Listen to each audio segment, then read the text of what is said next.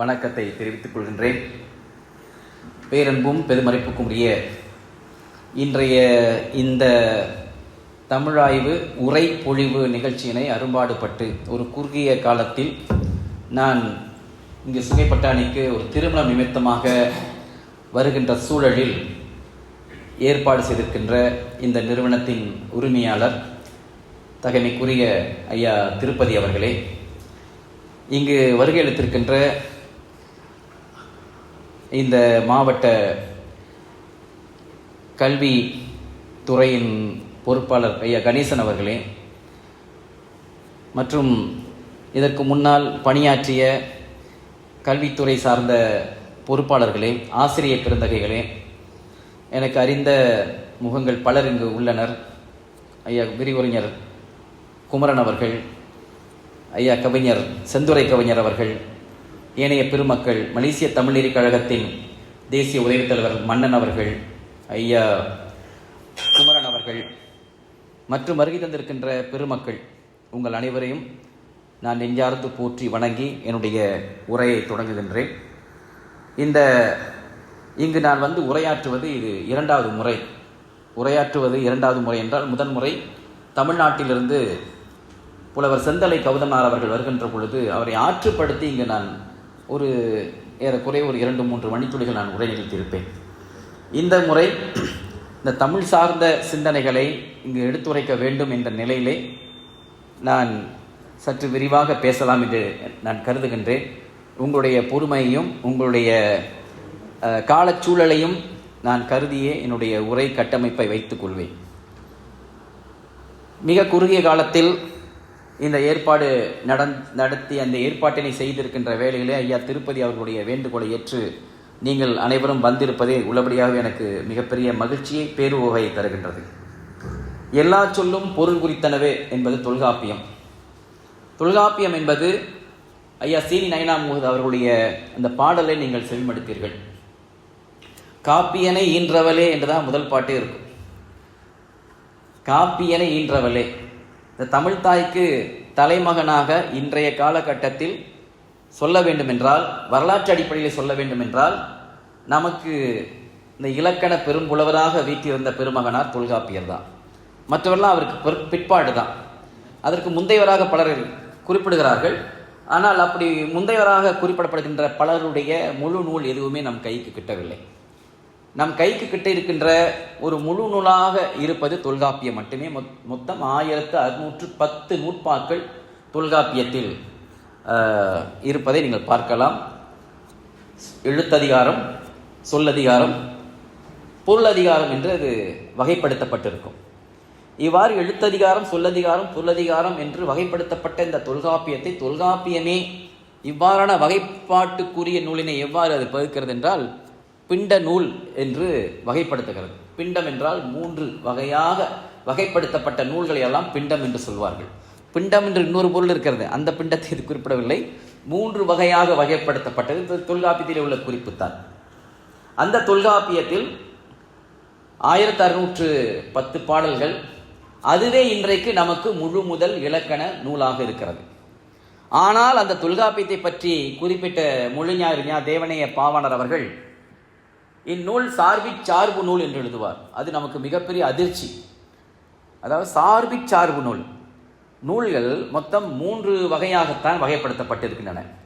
ஒன்று முதல் நூல், இன்னொன்று வழி நூல், இன்னொன்று சார்பு நூல்.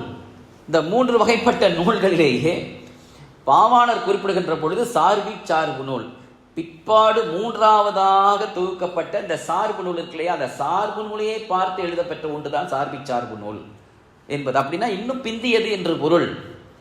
முதல் நூல் என்று சொல்லப்படுகிற அந்த முதல் நூலை முந்து நூல் கண்டு முறைப்பட எண்ணி புலந்தொகுத்தோனே போக்கரு பணுவல். இது தொல்காப்பியத்தில் பாயிரத்தில் வருகின்ற வரி. பாயிரம் என்பது அந்த நாளில் முகவுரைக்கும் முன்னுரைக்கும் இடப்பட்ட பெயர். இந்த முகவுரை, முன்னுரை என்ற சொற்கள்லாம் இருக்கு இல்லைங்களா, இந்த சொற்களை எல்லாம் நமக்கு வழங்கியவர் பிற்பாடு நமக்கு இலக்கணம் தந்த நன்னூலார் தான். அவருடைய குறிப்புகள் தான் அந்த முன்னுரை. இன்றைக்கு நாம் நூல்கள் எழுதுகிற பொழுது முன்னுரை என்ற சொல்லையும் முகவுரை என்ற சொல்லையும் நாம் இன்று பயன்படுத்துகிறோம் என்றால் அந்த சொற்களை நமக்கு தந்தவர் நன்னூலார். ஆனால் பண்டை நாளில் இவ்வாறு எழுதுகின்ற இந்த உரைநடையில் அல்லாமல் பாவடிவில் எழுதுகின்ற பண்டை நாள் நூல்களுக்கு அந்த நூலின் சிறப்பையும் நூலாசிரியர் சிறப்பையும் சிறப்பாகவும் பொதுவாகவும், நான் ஏன் சிறப்பாகவும் பொதுவாகவும் என்று குறிப்பிடுகின்றால், நூலை பற்றிய சிறப்பித்து ஆசிரியர் பெயரையும் சுற்றி ஆசிரியரையும் பாராட்டி எழுதப்படுகின்ற அந்த பாயிரத்திற்கு பேர் சிறப்பு பாயிரம். அப்படி அல்லாமல் நூலின் பொதுத்தன்மையை மட்டுமே சுட்டி எழுதுவதாக இருந்தால் அதற்கு பெயர் பொதுப்பாயிரம் என்று சொல்வார்கள். பயிர்தல் என்றால் அழைத்தல் என்று பொருள்.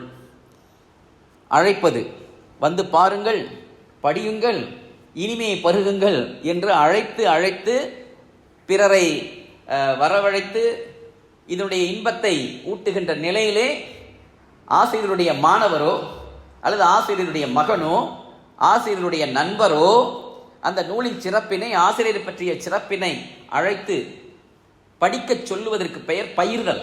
அழைத்தலுக்கு பெயர் பயிர்தல். அவ்வாறு பயிர்த்து அழைத்து படியுங்கள் என்று சொன்ன கரணியத்தால் இதற்கு பெயர் பாயிரம் என்றாயிற்று. நான் எல்லா சொல்லும் பொருள் குடித்தனவே என்ற தொல்காப்பியத்தில் வந்த வரிதான் இது. இதற்கு மறுதலையாக இன்றைய கால இலக்கண நூல்களில் ஒரு பாடலை பயன்படுத்துவாங்க. அதாவது இலக்கண ஆசிரியர்கள் கூட பிற்கால இலக்கண ஆசிரியர்கள் அது என்ன எல்லா சொல்லும் பொருள் குடித்தனமாக இருக்கும், சொல்லுக்கெல்லாம் பொருள் இருக்குமா, எந்த சொல்ல இருந்தாலும் பொருள் இருக்க முடியுமா என்றெல்லாம் கேட்பார்கள். சொற்களுக்கு பொருள் இருக்காது, காரண பெயர் என்ற ஒன்று இருக்கிறது, காரணமே இல்லாமல் வைக்கப்பட்ட பெயர் இருக்கிறது. இப்போ நாற்காலி என்று சொன்னால் 4 கால் இருப்பதால் அதற்கு நாற்காலி. மண், கல், இதற்கெல்லாம் என்ன காரணம் சொல்ல முடியுமா? என்ன சொல்லுவாங்க? இடுகுறி பெயர் என்று சொல்லி விடுவார்கள். இந்த இடுகுறி என்ற சொல்லாட்சியை எப்பொழுது வந்ததுன்னா நன்னூலுக்கு பிறகுதான். நன்னூலார் என்ன சொல்வார்னா, அவர் சொன்ன வரி பகுப்பால் பயனற்று இடுகுறியாகி, இதான் அவருடைய வரி. பகுத்து பகுத்து பார்க்கிறோம், பயனற்று போகிறது, பொருள் தெரியவில்லை. எனவே அது ஏதோ ஒரு நோக்கில் வைத்து விட்டார்கள், ஒரு குறியீட்டு சொல்லாக வைத்து விட்டார்கள் என்றுதான் நன்னூலார் சொல்லுவார். ஆனால் இவருக்கு முந்தி பாவாணருடைய கணக்கின்படி கிட்டத்தட்ட 2700 ஆண்டுகளுக்கு முன்னால் வாழ்ந்த அல்லது எழுதப்பெற்ற தொல்காப்பியரால் எழுதப்பெற்ற தொல்காப்பியத்தில் எல்லா சொல்லும் பொருள் குறித்தனவே. ரெண்டுமே நேர் எதிர் முரணா இருக்கிறது. இங்க இடுகுறி என்று சொல்கிறார், அவர் எல்லா சொல்லும் பொருள் குறித்தனவே என்று சொல்கிறார். ரெண்டுமே நேர் எதிர்முரண். நாம் எதை எடுத்துக்கொள்வது? பிற்காலத்தில் பிந்தி வாழ்ந்த பவணந்தி முனிவருடைய கருத்தை எடுத்துக்கொள்வதா, அல்லது 2700 ஆண்டுகள்னா பாவாண சொல்கிற கணக்கு. அவர் ஏன் அந்த கணக்கை அவர் சொன்னார் என்றால், கிமு 7ஆம் நூற்றாண்டு, கிறிஸ்துவத்திற்கு முந்தி 7ஆம் நூற்றாண்டு என்று அவர் கணக்கிடுவார். பலர் பலவாறு கணக்கெடுக்கிறார்கள். 5000 ஆண்டு பழமை வாய்ந்தது, 10,000 ஆண்டு பழமை வாய்ந்தது, 15,000 ஆண்டு பழமை வாய்ந்தது, மிக மிக தொன்மையான காலத்திற்கெல்லாம் எட்டி செல்வார்கள். ஆனால் பாவாணர் சொன்ன இந்த கிமு 7 அல்லது 2700, இங்கே ஆசிரியர் பெருந்தகைகள் இருக்கிறீர்கள், இலக்கணம் சார்ந்தவர்கள் இருக்கிறீர்கள், வரலாறு அறிந்தவர்கள் இருக்கிறீர்கள். எனவே இதெல்லாம் உங்களுக்கு புரியும் என்று நான் கட்டாயமாக உங்களுக்கு சொல்வது, உங்களுக்கு ஒப்பிட்டு பார்த்து நீங்கள் அறிந்து கொள்ள முடியும். அதற்கான காரணம் என்னன்னா, வரலாற்று பரப்பில் இப்போ இந்தியா என்று சொல்லப்படுகின்ற இந்த நாடு, அந்த இந்தியா என்ற பெயர் மிக மிக பிற்காலத்தில் இடம்பெற்ற பெயர் தான், ஆங்கிலேயரால் இடம்பெற்ற பெயர் தான் இந்தியா என்ற பெயர். தமிழ் இலக்கியத்தை பொறுத்தவரை குறிப்பிடப்படுகிற பெயர் நாவலன் தன்மொழி அல்லது நாவலன் தீவு, அதற்குள்ள பெயர் நாவலன் தீவு, நாவலன் தன்மொழி என்று சொல்வார்கள். இந்த இந்தியா இந்த வெள்ளைக்காரனால் குறிப்பிடப்படுகின்ற பெயர். இந்த கால வரிசையை இந்திய வரலாற்றை எடுத்து ஆராய்கின்ற பொழுது, இப்ப தமிழர் என்றால் கட்டாயமா இந்தியா இல்லாம நாம் வரலாறை நம்ம பேச முடியாது. ஏன்னா அங்கிருந்து நாம் வந்தவர்கள், நம் முன்னோர்கள் அங்கிருந்து வந்தவர்கள், நம்முடைய வரலாறு அங்கு தொடங்கியது. சிலப்பதிகாரத்திலும் புறநானூற்றிலும் நம்முடைய வரலாற்றினுடைய தொன்மை அடையாளங்களை பாடல்களாக அகச்சான்றாக குறிப்பிட்டிருக்கிறார்கள். பற்றுளி ஆற்றுடன் பன்மலை அடுக்கத்து குமரிக்கோடும் கொடுகடல் கொல்ல வடதிசை கங்கையும் இமயமும் கொண்டு தென்திசையாண்ட தென்னவன் வாழும் வடிவேல் எரிந்த வன்பகை பொறாது. இந்த பாடல் அப்படிதான் வரும். சிலப்பதிகாரத்தில் வருகின்ற பாடல். வடிவேல் இருந்த வன்புகை போராது பற்றுளி ஆற்றுடன் பன்மலை அடுக்கத்து குமரிக்கோடும் கொடுங்கடல் கொள்ள. பகுருளியார் என்ற பெரு ஆறு ஒன்று இருந்ததாகவும், பன்மலை அடுக்கம் என்ற பெரும் மலை அடுக்கம் இருந்ததாகவும், குமரிக்கோடு என்று சொல்லப்படுகிறது. கோடுனா மலையின் பொருள். குமரிக்கோடு என்ற ஒரு உச்ச மலை முகடு இருந்ததாகவும், இவையெல்லாம் கொடுங்கடல் கொன்று விட்டது, எடுத்துக்கொண்டது என்று அந்த பாடல் இருக்கிறது. அங்கு இதன் வாயிலாக இங்கு ஒரு பெரிய நிலப்பரப்பு இருந்தது என்ற கருத்து சிலப்பதிகாரத்தின் வாயிலாகவும், வாழிய நலனே பக்குள்ளி ஆற்றினும் என்ற அந்த புறநானூற்று வரியும் கலித்தொகை வரிகளும் நமக்கு பகுளி ஆற பற்றியும் இந்த குமரி கோட்டை பற்றியும் குமரி நிலத்தை பற்றியும் சில அறிகுறிகளை குறிப்பாக அகச்சான்றுகளாக காட்டுகின்றன. எனவே பெருநிலப்பரப்பு ஒன்று இருந்தது. அந்த பெருநிலப்பரப்புக்கு குமரி பெருநிலம் அல்லது குமரி கண்டம் என்று சொல்வதாக ஒரு கருதுகோள். இது நம்ம கருதுகோளாக தான் வைக்க முடியும்.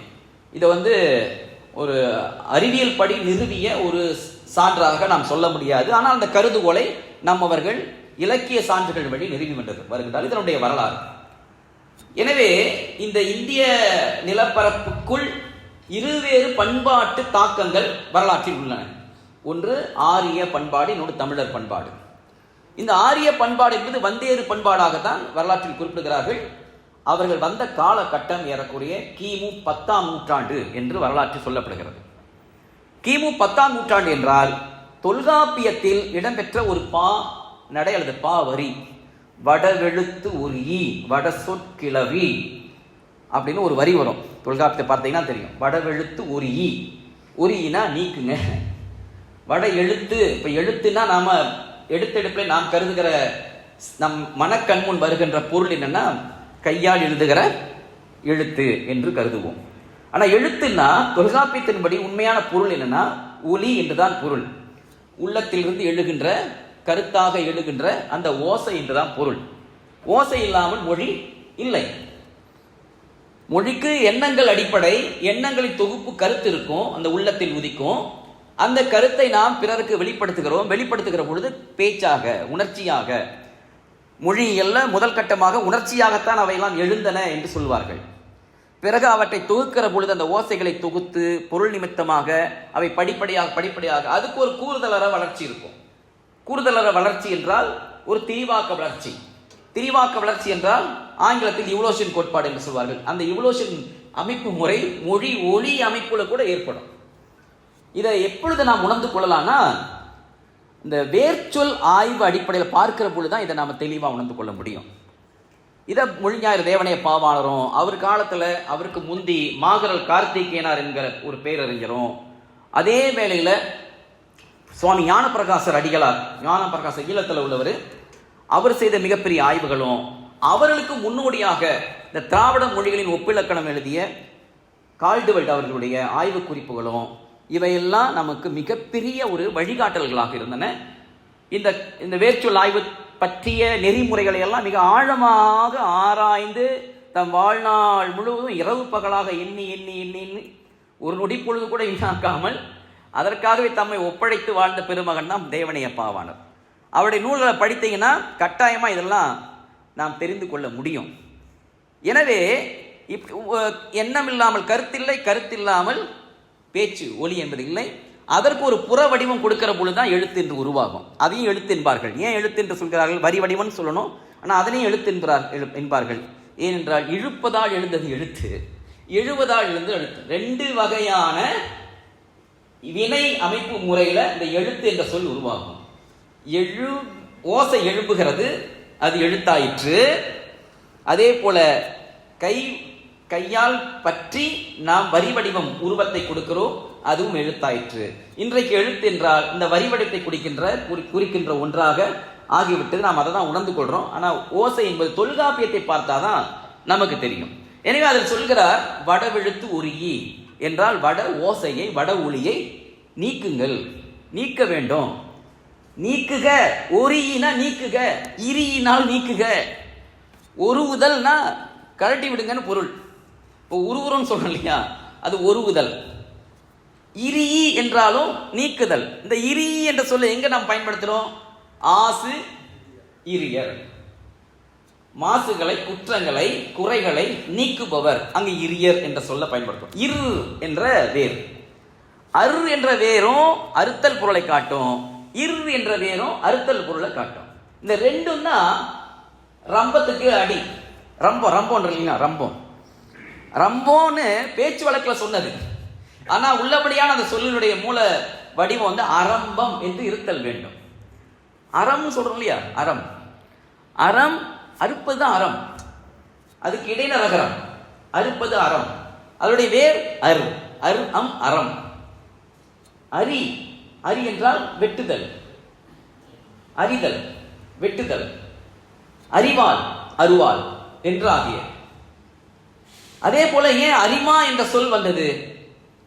கோரை பற்களால் கூரிய நகங்களால் தன்னுடைய உணவை கிழித்து வெட்டி அதை இழித்து அரித்து உண்பது கொடிய ஒரு விலங்கு. எனவே அரிமா தமிழ்ல. மலாயில அந்த அரிமா என்பது புலியை குறித்தது. நம்ம தமிழ் சொல் அப்படியே அது புலியை குறித்து வந்தது, அரிமாவு என்ற ஆயிற்று. ஆனா தமிழில் அரிமா போல் பகைவர்களை கொன்றொழித்து நாட்டை காக்கக்கூடிய அரியாக விளங்கிய காரணத்தால் அரசன். ஏன்னா அந்த காட்டில் எப்படி அது எல்லா விலங்குகளுக்கும் மிகப்பெரிய ஒரு ஆற்றலா விளங்கி தன்னையும் காக்குகிறது, பிற உயிர்களை அழித்து தனக்கு உணவாக்கி கொள்கிறது போல இவன் மிகப்பெரிய ஆற்றலானவன் என்று அரசனுக்கு அரசன் என்று சொல் அப்படிதான் வந்தது. இது நான் சொல்லல, வேர்ச்சொல் ஆராய்ச்சி அறிவு அடிப்படையில் பாவாணரே அது வகுக்கிறாரு. இந்த அரசன் என்ற சொல் எப்படியெல்லாம் போய் பல்கி பெருகி வளர்ந்துருக்கு பாருங்க. தமிழ் இலக்கண போலியில அரசன் என்பது அரையன் என்று மாறும். ஆசிரியர் பெருந்தகைகளுக்கு தெரியும், அரசன் அரையன் இருக்கிறதா இலக்கணத்தில் இருக்கு. அரசன் அரையன்.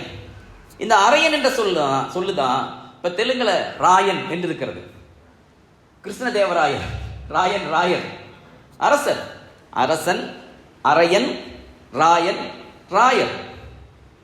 கன்னடத்தில் தெலுங்கு ராயலு என்று இருக்கும். இது அப்படியே மேலே இந்தோ ஐரோப்பிய மொழி குடும்பத்தில் நீங்க பார்த்தீங்கன்னா ஆங்கிலத்தில் ராயல் என்று இருக்கும். அரசன் அரையன் ராயலு ராயல். இப்போ மொழி ஒற்றுமையால் அது மொழி தொடர்பு நிலைகளை இப்படிலாம் ஒப்பிட்டு பார்த்து ஆராய்வார்கள் தமிழில். எனவே பாவாண சொல்கிறார், வடவெழுத்து ஒரு என்ற கருத்தியல் தொல்காப்பியத்தில் இடம்பெறுகிறது என்றால் தாக்கம் இல்லாம அந்த எண்ணம் வராது. அப்படின்னா அந்த நூல்ல அந்த தாக்கம் ஏற்பட்டிருக்கிறது. இந்த தாக்கம் ஏற்பட்டிருக்கிறது என்றால் எப்பொழுது ஏற்பட்டிருக்க வாய்ப்பு இருக்கு? இந்த மொழி திரிவும் மொழி கலப்பும் மொழி சிதைவும் ஏற்பட்ட சூழல்ல அந்த தாக்கம் ஏற்பட்டிருக்கும். அப்ப அப்படியான ஏற்பட்ட சூழல் எப்பொழுது ஏற்படும்? பிற மொழிவாணர் என்று சொல்லப்படுகிற மொழிபெயர் தேயத்தராக இலக்கியங்களை காட்டப்படுகிற வடக்குல வந்து நுழைந்த ஆரிய மொழியினர் வந்து கலக்கிற சூழல்ல அந்த தாக்கம் ஏற்படுகிறது. எனவே இவர் ஒரு விதி வகுக்கிறார். இந்த ஒலிப்பு முறையை ஏற்காதீர்கள், புறந்தள்ளுங்கள், தடுத்து நிறுத்துங்கள், தமிழுக்கு அது பாதிப்பாக இருக்கும். இந்த விதி மிக நீண்ட காலமாக பிற்கால நன்னூல் காலம் வரை இந்த விதி பேணப்பட்டு வந்தது. நம்முடைய பக்தி இலக்கியங்களிலும் இந்த விதி பேணப்பட்டு வந்தது. எந்த பக்தி இலக்கிய நூல்களிலும் நீங்க கம்பராமாயணமாக இருந்தாலும் சரி, அல்லது தேவார திருவாசகமாக இருந்தாலும் சரி, எங்குமே நீங்க இந்த கிறந்த ஒலி எழுத்துக்களை நீங்க பார்க்கவே முடியாது, காட்டவே முடியாது. இருக்கா? கிடையவே கிடையாது. இந்த ஜா ஷா ஹா ஸ்ரீ எதுவுமே காட்ட முடியாது. ஏனென்றால் அவங்க அந்த விதியை பின்பற்றினார்கள் பிற்காலம் வரை. அதெல்லாம் அது கிபி 5, 6ஆம் நூற்றாண்டு 12ஆம் நூற்றாண்டு இந்த காலகட்ட படைப்புகளாக இருந்தாலும் அந்த காலகட்டமே பிற்கால கட்டம் தான். இவை பேணப்பட்டன. இந்த காப்பினை, இந்த அரணை இந்த பாதுகாப்பினை கிமு 7ஆம் நூற்றாண்டில் வள்ளுவர் பாவாணர் அவர்கள் குறிப்பிடுகின்ற தொல்காப்பியத்தில் அவர் குறிப்பிட்டிருக்கிறார் என்றால் அந்த தாக்கம் கிமு 10 இருந்து, ஏன்னா வரலாற்றாசிரியர் சொல்கின்ற காலம் கிமு 10, இந்த ஆரிய நுழைவு அப்படிங்கிற ஏறக்குறைய ஒரு 300 ஆண்டுகள் பிடித்திருக்க வேண்டும் இந்த பாதிப்புக்கு. அதனால் இது ஒரு அவர் கணிப்பிடுகிற காலகட்டம் கிமு 7. கிமு 7 என்பது இன்றைக்கு சுமார் 2700 3000 என்று நீங்கள் மதிப்பீடு செய்தால் கிமு 10 அதுல 300 கழிச்சிங்கன்னா கிமு 2700. இந்த மதிப்பீடு தான் பாவாண சொல்கின்ற மதிப்பீடு தொல்காப்பியத்திற்கு. அந்த தொல்காப்பியம் தான் நமக்கு கிடைத்திருக்கிற முழு முதல் நூல். என்று சொல்வதற்கு காரணம் அப்படின்னா அதுல சொல்லப்படுற நீங்க அமைப்பு முறை, அந்த தொல்காப்பியத்தை எடுத்து நீங்க பார்க்கிற பொழுது எழுத்தெனப்படுவ முப்பத்தென்ப சார்ந்து வரல் மரபின் மூன்றலங்கடையே முதல் பாவே அப்படிதான் ஒரு தொல்காப்பியத்தில் எழுத்து என்று சொல்லப்படுபவன முப்பத்தென்ப என்று சொல்வார். 30 தான் அவர் காட்டுவது. அப்படின்னா தனி எழுத்துக்கள் என்று சொல்லப்படுவன உயிரெழுத்து 12, மெய்யெழுத்து 18, இது ரெண்டும் சேர்த்தா 30. இந்த சார்பெழுத்துக்கள் என்று சொல்லப்படுகின்ற ஏனையவை அவையே குற்றியல் இகரம், குற்றியல் உகரம், அடுத்து ஆயுதம். இந்த மூன்றும் சார்பெழுத்துக்கள் என்று சொல்லப்படுகின்றன. அவற்றோடு சேரா. அதுக்கு தனி இலக்கணம் கொடுக்கிறார் அவர். அது குற்றியல் இகரம், குற்றியல் உகரம் பின்னால கொடுக்கிறார் மற்ற ஏனைய பாடல்கள்ல. 30 தான். இந்த 30ம் உயிருக்கு ஏன் உயிர் என்று பெயர் வந்தது, அடுத்து மெய்க்கு ஏன் மெய் என்று பெயர் வந்தது, உயிரெழுத்துக்கள் ஏன் இந்த 12 உயிரெழுத்துக்கள் தோன்றின, எப்படி தோன்றின, ஏன் முதல்ல ஆ வைக்கணும், அதற்கு ஏன் ஆண் நெடில வைக்கணும், அதற்கு அடுத்து ஏன் ஈ வைக்கணும், ஏன் ஈ வந்து 3வது இடத்தில் வருகிறது, இது எல்லாவற்றுக்கும் தொல்காப்பியத்தில் விளக்கம் உண்டு. மிகப்பெரிய வியப்பு, உயிரெழுத்துக்களின் வைப்பு முறை என்று சொல்வார்கள். ஏன் ஆவை கடைசியில வைக்கல, ஏன் அகரத்தை கொண்டு வந்து முன்னால் வைத்தார்? இதுதான் பாவாணர் கணக்கில் எடுத்துக்கொண்டார். அவர் கணக்கில் எடுக்கின்ற பொழுது அவர் சொல்கிறார், மனிதன் சொற்கள் உருவாக்கத்திற்கு, சொல் படைப்புக்கு, கருத்துக்களை படைப்பதற்கு தொடக்க கட்டத்தில் எடுத்தெடுத்து அவன் சொல்ல உருவாக்கி இருக்க முடியாது. ஒரு சொல் என்பது ஒரு மாந்தனுடைய மன அல்லது எண்ணங்களுடைய கருத்துக்களுடைய அடிப்படை மூலமா அந்த சொல் அமையும். அந்த சொல்லை வைத்துக் கொண்டு அவனுடைய எண்ணம் என்னன்னு கண்டுபிடிச்சிடலாம். அது மட்டுமல்ல, அவனுடைய அறிவு என்னன்னு கண்டுபிடிக்கலாம். அது மட்டுமல்ல, அவனுடைய வரலாறு என்னன்னு கண்டுபிடிக்கலாம். அது மட்டுமன்று, அவனுடைய பண்பாடு என்னன்னு கண்டுபிடிக்கலாம். ஒரு சொல்லை வைத்துக் கொண்டு. இப்போ உலகம் என்ற ஒரு சொல்லை வைத்துக் கொள்வோம். இந்த உலகம் என்ற ஒரு சொல்லை வைத்துக் கொண்டு இதுல என்ன அறிவு இருக்கிறது, இந்த ஒரு சொல்ல என்ன அறிவு இருக்கிறது, என்ன எண்ணம் அதுல இருக்கிறது என்று பார்த்தால், உலகம் என்ற சொல் ஒரு அறிவியல் சொல், ஒரு சயின்டிபிக் டேர்ம்.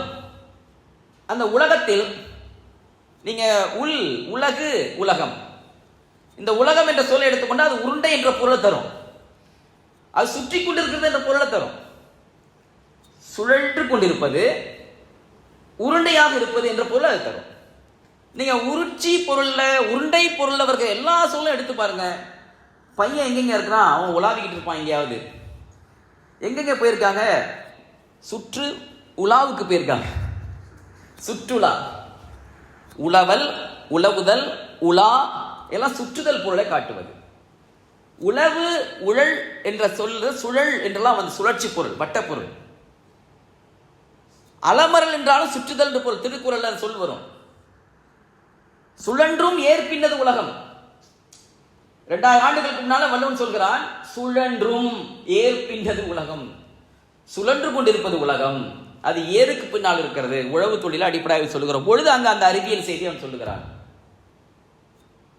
உலண்டு என்று சொன்னால் அதாவது வட்டமாக நீண்டி இருக்கிற புழு என்று பொருள். இந்த லார்வா இருக்கீங்களா, லார்வா, அந்த லார்வாவுக்கு உலண்டுன்னு அருந்தமிழ் சொல் உண்டு.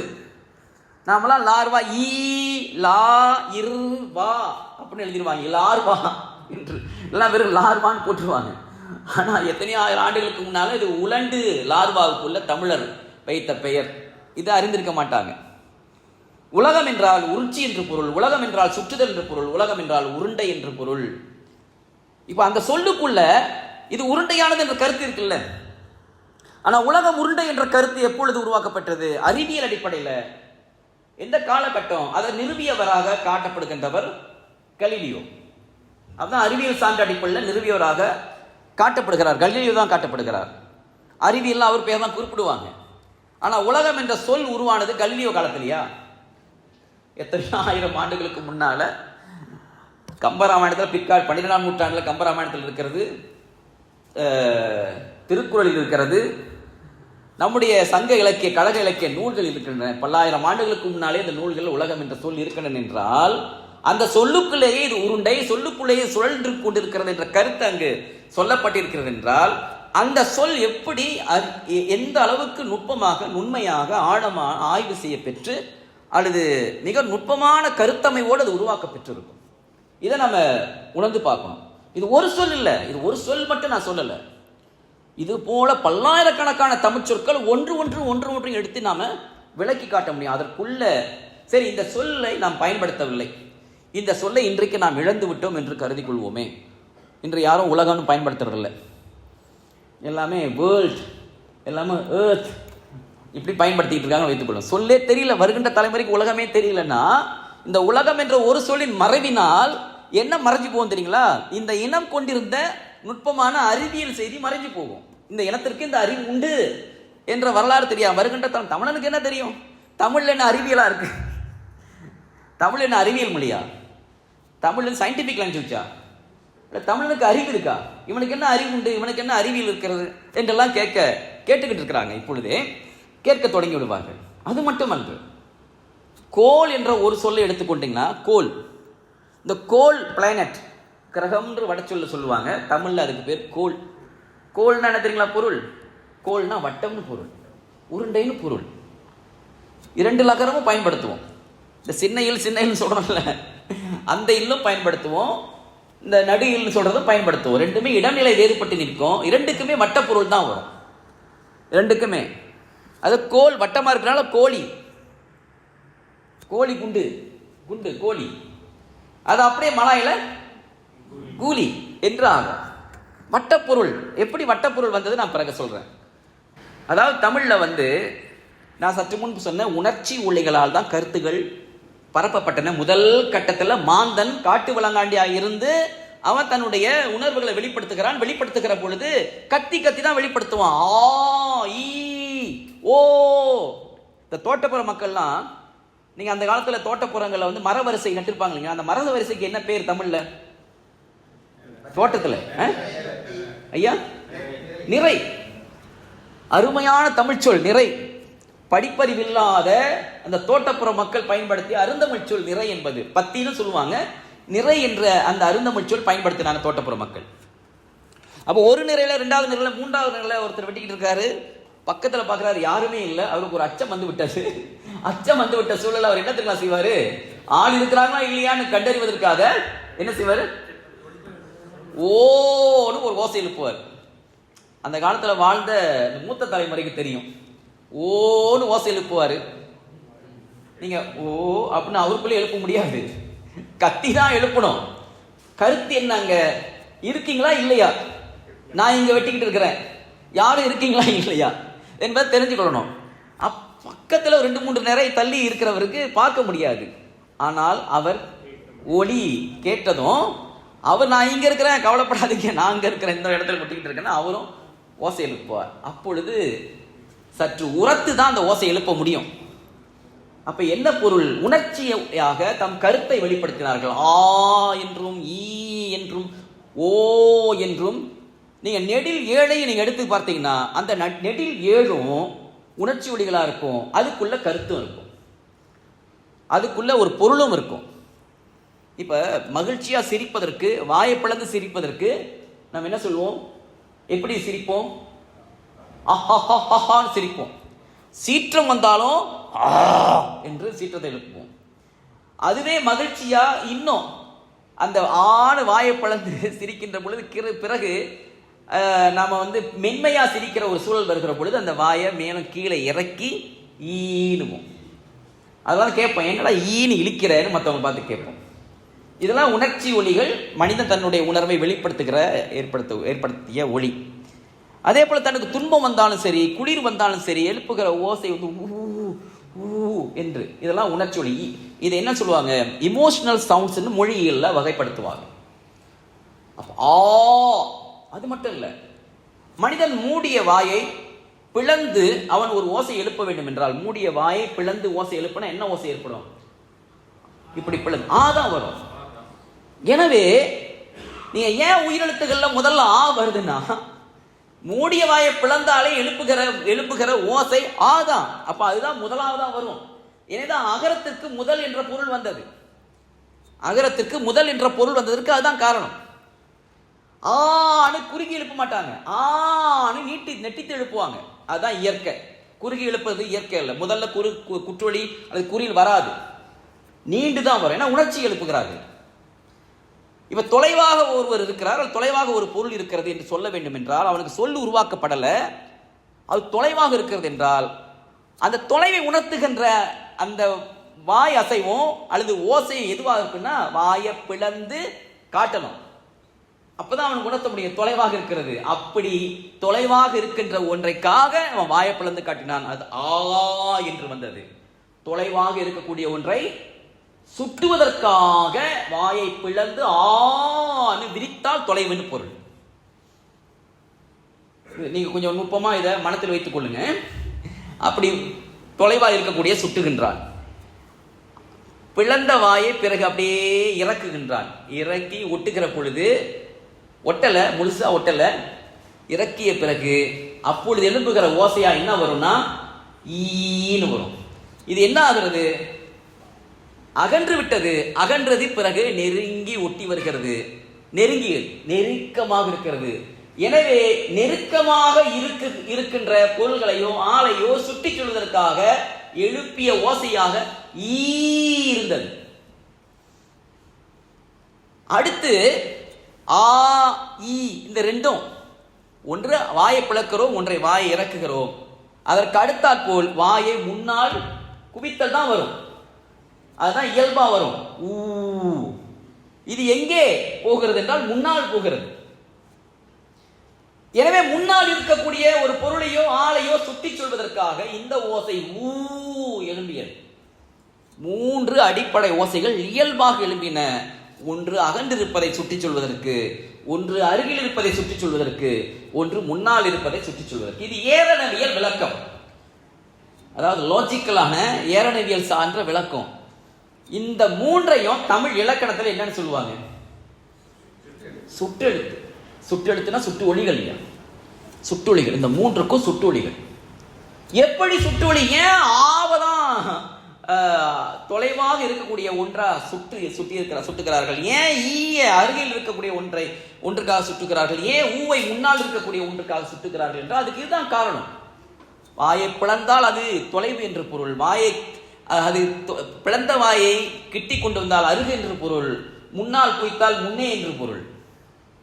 அதுதான் உணர முடியும் இயல்பாக. எனவே அதுக்கு வைத்த பெயர் சேய்மை சுட்டு, இதற்கு வைத்த பெயர் அண்மை சுட்டு, இதற்கு வைத்த பெயர் முன்மை சுட்டு. சேய்மை, அண்மை, முன்மை. இது ஏரணவியல் சார்ந்த விளக்கம். அத்தனையுமே நெடில் தான், குறிலாக தோன்றவில்லை, நெடிலாக தான் தோன்றின, உணர்ச்சியாக தோன்றின. நெடில தான் குறுக்க முடியும். ஏன்னா எழுப்புகிற பொழுது இயல்பாக அவன் நெடில தான் எழுப்புகிறான். அதனால் அதன் பிறகுதான் குறியில் உருவாகிறது, ஓசை குறுகுகிறது. ஆ என்று தோன்றிய ஒன்று ஓசை குறுகிய பிறகு ஆ என்று வருகிறது. நெடிலுக்கு தான் முதல்ல குறியில் வந்தது. ஈ என்று ஓசை வருகிறது, அதை குறுக்குகிற பொழுது ஈ. இது இயல்பா உருவாயின, அது நெடில்னா அடுத்து தன்னால் உருவாக்க முடியும் ஈ என்று. ஊ என்று ஓசை வருகிறது, அதை குறுக்கினால் உ என்று வரும். மொத்தம் எத்தனை உருவாக்கப்பட்டு விட்டன? 6. ஆ, ஈ, ஊ, ஊ. இவையெல்லாம் ஏரணவியல் அடிப்படையில் உருவாக்கப்பட்டவை. ஏனையவை, ஏனைய 6 இருக்கு இல்லையா 12 உயிர்கள்ல, ஏனைய 6 எடுத்துக்கொண்டீங்கன்னா இது ஒன்றும் திரிவால் வந்தவை. மூல ஒலிகள் 3 தான். ஆ, ஈ, ஊ. அவற்று நின்று குறுகியதால் ஆ, இ, ஊ. இவற்றின் திரிவு ஏற்படும், இவற்றுக்குள்ள திரிவு ஏற்படும். திரிவு என்பது ஆங்கிலத்தில் டெரிவேஷன் சொல்லுவாங்க, மாற்றம் ஏற்படும். எது மாறும்? ஈ மாறும், ஊ மாறும். ஊவையும் ஈய நீங்க மாற்ற முடியும். ஈ என்று எழுப்புகிற அந்த ஓசைய ஈன்னு எழுப்ப முடியும், ஆவையே எழுப்ப முடியாது. ஈயை தான் நீங்க ஏன்னு இயல்பா எழுப்ப முடியும். ஆ ஏனா வேறுபா, அதாவது முற்றிலும் பொருந்தவில்லை. ஈ தான் தொடர்பா இருக்கும். அடுத்து ஓ எதுல இருந்து உருவாயிருக்கும்? ஊல இருந்து உருவாயிருக்கும். ஓ, அது குறுகி ஓ. ஏ அது குறுகி ஏ. 6 6 2 8. இன்னும் 4 உள்ளன இல்லைங்களா? 1 ஆ ஆ, இ ஈ, உ ஊ, ஏ ஏ, ஓ ஓ. மொத்தம் எத்தனை? 10. இதை புரிந்து கொள்ளணும் பெரியவர்கள். மூல ஒலிகளாக உணர்ச்சி ஒலிகளாக எழும்பியதான் முதல் கட்ட ஒலிகள் ஆ இ ஊ. அவை குறுகினால் அ இ ஊ. அவற்றில் திரிபு ஏற்படுகிற பொழுதுதான் ஏ ஏ ஊ, அது ஓ ஓ. 10. அடுத்து 2 உயிர் ஒலிகள் உள்ளன. என்ன? ஐயும் அவ்வும். இப்ப ஒரு வினா நான் தொடுக்கின்றேன். எல்லாவற்றுக்கும் குறிலும் நெடிலும் உள்ள நிலையில ஏன் ஐக்கும் அவுக்கும் குறில் இல்லை? நீங்க உயிரெழுத்துக்களை அதை நெடில் தான் வகுப்பாங்க, நெடில் தான் சொல்லுவாங்க. ஏன் ஐக்கும் அவுக்கும் குறில் இல்லை? இப்ப நமக்கு பெரியவங்களுக்கு ஓரளவு இது புரிதல் இருக்கும். சின்ன குழந்தைகள் கேட்பாங்க. நம்ம பயிற்றுவிக்கிற பொழுது, ஆசிரியர்கள் இருக்கிறீங்க, அவங்களை பயிற்றுவிக்கிற பொழுது ஐயா ஆ ஆ இ ஈ உ ஊ ஏ ஏ சொல்லிவிட்டீர்கள், ஏன் ஐக்கு மட்டும் ஐ ஐன்னு சொல்றது இல்லை, அவு அவுன்னு சொல்றது இல்லை? ஏன் ஐ ஐன்னு சொல்றது இல்லை, அவு அவு நீங்க ஏன் சொல்லுவதில்லை? அவு அவுன்னு சொன்னாலும் ஒரே ஒளி தான் ஏற்படும், ஐயைன்னு சொன்னாலும் ஒரே ஒளி தான் ஏற்படும். அங்க குறில் வரப்போவதில்லை. ஏன்? என்ன காரணம்? என்ன காரணம்? இது தொல்காப்பியத்தில் தான் அப்படி பார்க்க முடியும். தொல்காப்பியத்தில் அவர் அருமையாக சொல்கிறார், மிக சிறப்பாக சொல்கிறார். ஐயும் அவ்வும் தனி நெடிலால் ஏற்பட்ட ஒலிகள் அல்ல. இப்படி இந்த உணர்ச்சியுள்ள ஆ இ ஊ திரிபடைந்தோ இப்படி ஏற்பட்ட உருவான ஒலிகள் அல்ல. இவை 2 உயிர்கள் சேர்ந்து உருவானவை. 2 உயிர்கள் சேர்ந்து உருவானவை. ஆவும் ஈயும் சேர்ந்தால் ஐ. இது தொல்காப்பியத்தில் இருக்கு. ஆவும் ஊவும் சேர்ந்தால் அவு. எனவே 2 மாத்திரை சில இடங்களில் குறுகும், சில இடங்களில் சொற்கள்ல அந்த மாத்திரை அளவு குறுகி அரை மாத்திரை மறைந்து 1.5 மாத்திரையா ஒழிக்கும். அப்படி சொற்கள் உள்ளன. ஐன்னு சொல்லுவோம், ஆனா 1.5 மாத்திரை தான் இருக்கும், 2 மாத்திரை இருக்காது. அது தொல்காப்பியத்தில் அவர் சான்றுகளும் காட்டுகிறார், உரையாசிரியர்கள் இருக்கு. எனவே இந்த இடத்துல இவை 2 உயிர்கள் சேர்ந்து உருவான ஒலிகள். எனவே இவற்றுக்கு புணர் ஒலிகள் என்று பெயர். ஐ புணர் ஒலி, அவ்வும் புணர் ஒலி தான். ஆங்கிலத்திலையும் ஆங்கிலத்தை தழுவிய மலாயிலையும் அது டிப்டாங்ஸ் சொல்லுவாங்க.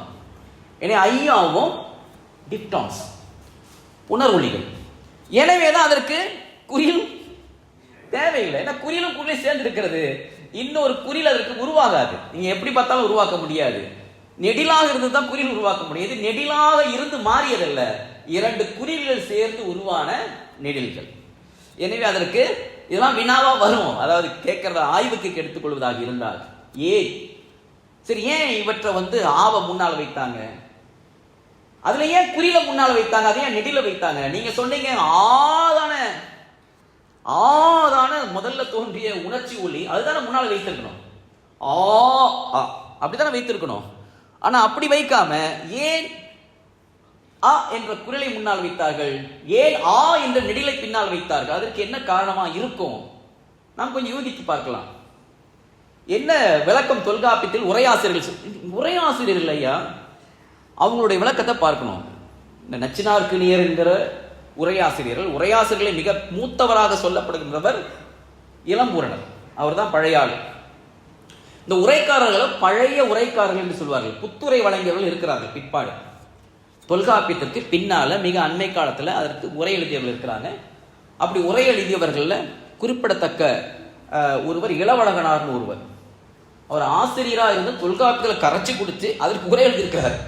அந்த உரையை படிக்கணும். மிக அருமையான விளக்கம், எளிய நிலையில விளக்கம் தந்திருப்பார். அடுத்து புத்துரை எழுதியவர்கள்ல விளக்கம் தந்தவர்கள புலவர் குழந்தை தொல்காப்பியத்திற்கு விளக்கம் எழுதியவர்கள். வாசுவ மாணிக்கனார் என்ற பெருமகனார் நீங்க கேள்விப்பட்டிருக்கலாம். வாசுவ மாணிக்கனார் அவரும் தொல்காப்பியத்திற்கு உரை எழுதியிருக்கிறார். இயன்றவரை அவங்க எல்லாரும் செய்திருக்கிறாங்க. இந்த உரைகள்லாம் நாம் பார்க்கணும். தொல்காப்பியத்திற்கு இந்த உரை விளக்கங்களை பழைய உரைக்காரர்கள் என்று சொல்லுகிற பொழுது இளம்பூரணர், அடுத்து நச்சினார்க்கினியர், கல்லாடனார். கல்லாடனார்னு ஒருத்தர் இருந்தார், அவரும் உரை எழுதியிருக்கிறார். இவங்களுடைய உரையும் நாம் பார்க்கணும். இந்த பழைய பேராசிரியர், அங்கே யாரும் சொன்னாங்க பேராசிரியர், இவங்களுடைய உரை இந்த உரையெல்லாம் நம்ம எடுத்து பார்க்க வேண்டும். அந்த உரைகளில் அருமையான விளக்கங்களை வழங்கியிருப்பான். அந்த வைப்பு முறை, உயிரெழுத்தினுடைய வைப்பு முறையை சொல்லுகிற பொழுது ஏன் குறில் முன்னால் வைக்கப்பட்டது, ஏன் நெடில் அடுத்து வைக்கப்பட்டதுன்னா வேற ஒன்றும் இல்லை. ஒன்று முதலா ரெண்டாவது முதலியா, இரண்டு முதலா ஒன்று முதலா? ஒன்று தானே முதல், இரண்டு பின்னால் தானே வைக்க வேண்டும். ஐயா சொல்லுது புரியுதுங்களா? ஆசிரியர்களுக்கு புரியும். என்ன என்ன என்ன பொருளுங்க? ஒரு மாத்திரை, இது இரண்டு மாத்திரை. ஒரு மாத்திரை என்பது கண்ணிமை பொழுதும் கை நொடி பொழுதும். கண்ணிமை பொழுதுன்னு சொன்னா பாருங்க, கண்ணிமைக்கின்ற பொழுது கை நொடிக்கின்ற பொழுது, இதான் ஒரு மாத்திரை. இப்ப கண்ணிமைக்கலாம் அது ஒரு மாத்திரை, கை நொடிக்கலாம் அது ஒரு மாத்திரை. கண்ணிமைச்சு சொல்கிற நேரத்துக்கு பேர் தான் கணம். கண் இமைச்சு சொல்ற அந்த ஒரு கண்ணிமை நேரம் இருக்கு இல்லையா, அதுக்கு பேர் தான் கணம். பிரிச்சுக்கினா கண் கூட்டல் அம்னு வரும். கணம் பேச்சு வழக்கில் சொல்லுவோம், நொடி பொழுதுல வந்துடுறாங்கன்னு. கணப்பொழுது கொஞ்சம் பொறுத்துருங்க, கணப்பொழுதுல இந்த வேலையை செய்து முடிச்சிடுறேன். ஆனா அப்படியே அது வடமொழியில மாறி கா சாவா மாறி சனப்பொழுது என்று ஆக்கி கொண்டார்கள். சனம்னு சொல்லி கணம். கணம்னா என்ன பொருள்? கண்ணிமிக்கின்ற நேரம். ஆனா அந்த கண்ணிமிக்கிற நேரத்தில் எந்த வேலையும் செய்ய முடியுமா? முடியாது. அப்படின்னா என்ன பொருள்? விரைவாக செய்து முடித்து விடுகிறேன் என்று பொருள். அப்ப மாத்திரை என்று சொல்லுகிற பொழுது கை நொடி பொழுதும் கண்ணிமை பொழுதும். அதனால் இது ஒன்று முதலில் இரண்டு அடுத்து, அதனாலதான் வந்ததுதான். ஆ ஒன்றாவது, அது முதல்ல வைத்தாங்க. ஆவை இரண்டாவது வைத்தாங்க. அடுக்கு முறையில் பாத்தீங்கன்னா ஆ இ ஊ தானே. அப்ப மூன்றாவது என்ன வரணும்? ஆ வந்து ஆ வைத்தாச்சு.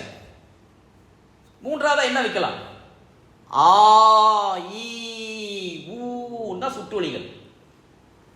ஆ ஆ வைத்தாச்சு, ஆவை வந்து நிறைவு செஞ்சாச்சு. அடுத்து என்ன வைக்கலாம்? இந்த மூன்று வரிசை எடுத்து பார்த்தோம். மூன்று ஆ இ ஊ என்ற நிலையில அதற்கு அடுத்து வருவது ஈ தானே. ஆ வந்து ஆ வைத்தாச்சு. அப்ப ஈ வருகிற பொழுது அதனால்தான் அதற்கு அடுத்து இது ஒரு மாத்திரை, அது ரெண்டு மாத்திரை. அதுக்கு அடுத்து என்ன இருக்கிறது? உ ஏ வந்து எதனுடைய திரிபு? ஈயின் திரிபு, ஊவின் திரிபு இல்ல. ஆவுக்கு வேலை முடிஞ்சிருச்சு, ஈயின் திரிபு. எனவே அடுத்து வைக்க பொழுது ஏ அது அடுத்து அதற்கு அடுத்து வருகிற பொழுது ஒரு புணர்வொலி வருகிறது. ஆ இ உ ஏ ஐ. ஏன் ஐ அங்க வைத்தார்கள் என்றால், ஏன்னா இந்த ரெண்டு ஒலிகளும் முன்னால் வந்து விட்டன. ஆவும் ஈயும் முன்னால் வந்து விட்டன. எனவே இது ரெண்டு சேர்த்து அடுத்து ஏக்கு அடுத்து வைத்தார்கள். அடுத்து ஊ திரிபடைகிறது இல்லைங்களா? ஊ திரிபடைகிறது. ஆ இ உ, ஆ இ உ, ஆவும் ஈயும் சேர்த்து இங்க வைத்துட்டாங்க. அடுத்து இருக்கிறதா இறுதியா இருக்கிறதா ஊ. ஊ திரிபடைகிற பொழுதுதான் ஊ ஓ ஓ என்று மாறுகிறது. இறுதியாக வைத்தார்கள். அதற்கு இறுதியாக வைக்கிற பொழுது ஆவும் ஊவும் சேர்ந்த புணர்வொலி ஆவு. இது கொஞ்சம் கடினமா இருக்கும் புரிந்து கொள்வதற்கு. இலக்கணம் சார்ந்த தொடர்புடையவர்களுக்கு கொஞ்சம் எளிமையா புரியுது. உயிரெழுத்துக்கள் வைப்பு முறை. என்னுடைய தலைப்பு என்பது எல்லா சொல்லும் பொருள் குறித்தனவே. ஏரணவியல் சார்ந்த விளக்கங்களை ஒவ்வொரு சொல்லுக்கும் காட்டியிருப்பார்கள். ஏன் இதை நான் சொல்கிறேன் என்றால், நீங்க சுட்டு ஒளியை புரிஞ்சு கொள்ளணும் என்பதற்காக தான் நான் இதை விளக்கினேன்.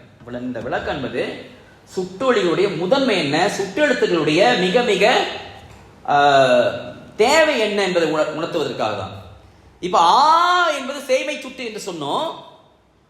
அது குறிப்பிட்ட தொலைவு வரைக்கும் தான் நம்ம பார்க்க முடியும். கண் குறிப்பிட்ட தொலைவு வரைக்கும் தான் நாம் பார்க்க முடியும், அதற்கப்பால் பார்க்க முடியாது. எனவே அந்த சேய்மை சுட்டாக இருக்கக்கூடிய ஆகாரத்தில் தொடங்கக்கூடிய சொற்கள் எல்லாம், தொடங்கக்கூடிய சொற்கள் என்று சொன்னால் அதை ஒரு வேறாக கொண்டு தொடங்கக்கூடிய சொற்கள் பெருமளவு இல்லை தமிழில். அடுத்து ஈ மேலிருந்து பிளந்த வாயை கீழே இறக்குகிறோம். அது கீழே இறங்கியதோடு முடிஞ்சிருச்சு, அதுக்கு மேல போகாது. எனவே ஈகாரத்திலும் அதை வேறாக கொண்டு தொடங்கக்கூடிய சொற்கள் பெருமளவு இல்லை.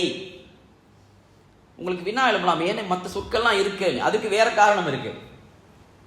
இப்ப ஊ ஊ என்று சொல்லுகிறது எங்கே போகிறது? முன்னோக்கி போகிறது. அப்ப இங்கதான் நாம புரிந்து கொள்ள வேண்டிய அடிப்படையான பொருள் விளக்கம் என்னன்னா, நான் பேசிட்டு இருக்கும் போது ஒரு ஐயா தான் சொன்னார், மண்ணில் விதையை விதைக்கின்றோம், விதைத்த விதை அது முரட்டு கட்டிய அந்த மண்ணையும் கூட பிளந்து கொண்டு மேலே வருகிறது என்று ஒரு ஊக்க உரையை சொன்னார். அந்த பிளந்து கொண்டு முளை தட்டி வேலே வரும். அந்த அந்த மேலே வருகிற தண்டு மட்டுமல்ல, கீழே போகிற வேரும் அதான்.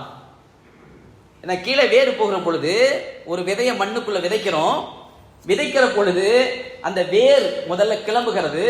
கிளம்புறதுக்கு போது அந்த வேர், அந்த விதையில புடைப்பு ஏற்படும் இல்லைங்களா? புடைப்பு ஏற்படுகிற பொழுது அது தோன்றும், புடைச்சிக்கிட்டு இருக்கு. பிறகு புடைச்சி வெளியே அந்த வேர் வருகின்ற வேர் என்ன செய்யும்? மண்ணை மண்ணுக்குள்ளதான் போகும். எதுக்காக போகிறது? நீரை தேடி போகிறது. வேர் சென்று கொண்டே இருக்கும். இதெல்லாம் ஒரு அருமையான ஒரு உவமை, அருமையான ஒரு எடுத்துக்காட்டு. நீங்க அதாவது ஏன் மொழியியல்ல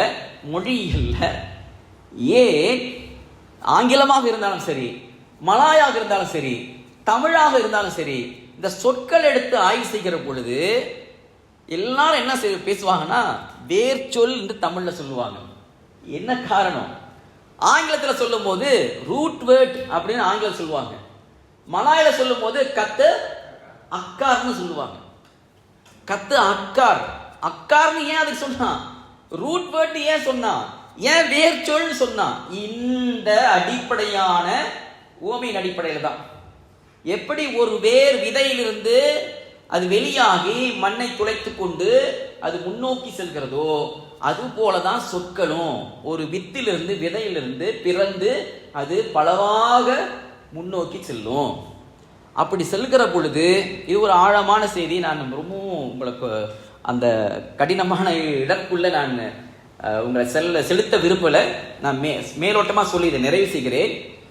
அந்த வேர் எப்படி வேர் விட்டு கிளம்பி நீரை தேடி செல்கிறதோ, அது போலதான் தமிழில் உள்ள சொற்களும் வேறாக ஒன்று இருக்கும். அந்த வேர்ல இருந்து எப்படி அது விதையாக ஒன்று இருக்கும், வித்தாக அந்த வித்திலிருந்து எப்படி புடைத்து பிறகு கிளம்பி அது முன்னோக்கி சென்று கொண்டே இருக்கிறது வைத்துக் கொள்ளுங்க. ஒரு கற்பனை இல்லை, வேர் செல்கிறது. சென்று கொண்டிருக்கிற வேருக்கு முன்னால ஒரு பெரிய ஒரு கட்டி, மண் கட்டி இருக்கிறது. எல்லாமே மண் கட்டி தான், எளிமையா துளைத்து கொண்டு போகிறது.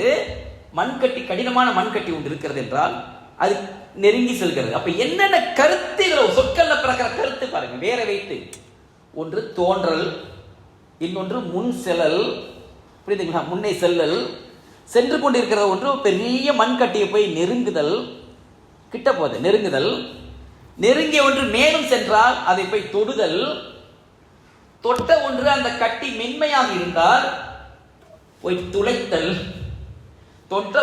தொடுதுன்னா போய் சேர்ந்துடும், கலக்கம், அதோட கலக்கம். அது மென்மையா இருந்தா போய் என்ன செய்யும்? துளைக்கும், துளைச்சுக்கிட்டு போகும். ஆனா அது மென்மையா இல்லை. அந்த கட்டி மிக மிக இறுக்கமா வன்மையா இருக்கு. அந்த வேர் என்ன செய்யும்? அவ்வளவு இறுக்கமா இருக்கு, கல் போல இருக்கிறது. அந்த வேரால் துளைக்க முடியவில்லை. அப்ப அந்த வேர் என்ன செய்யும்? ஐயா, எப்படி படரும்? என்ன? சுற்றுது, சுற்றி போகும். அதுக்கு பேர் என்ன? வளைஞ்சு போகும்.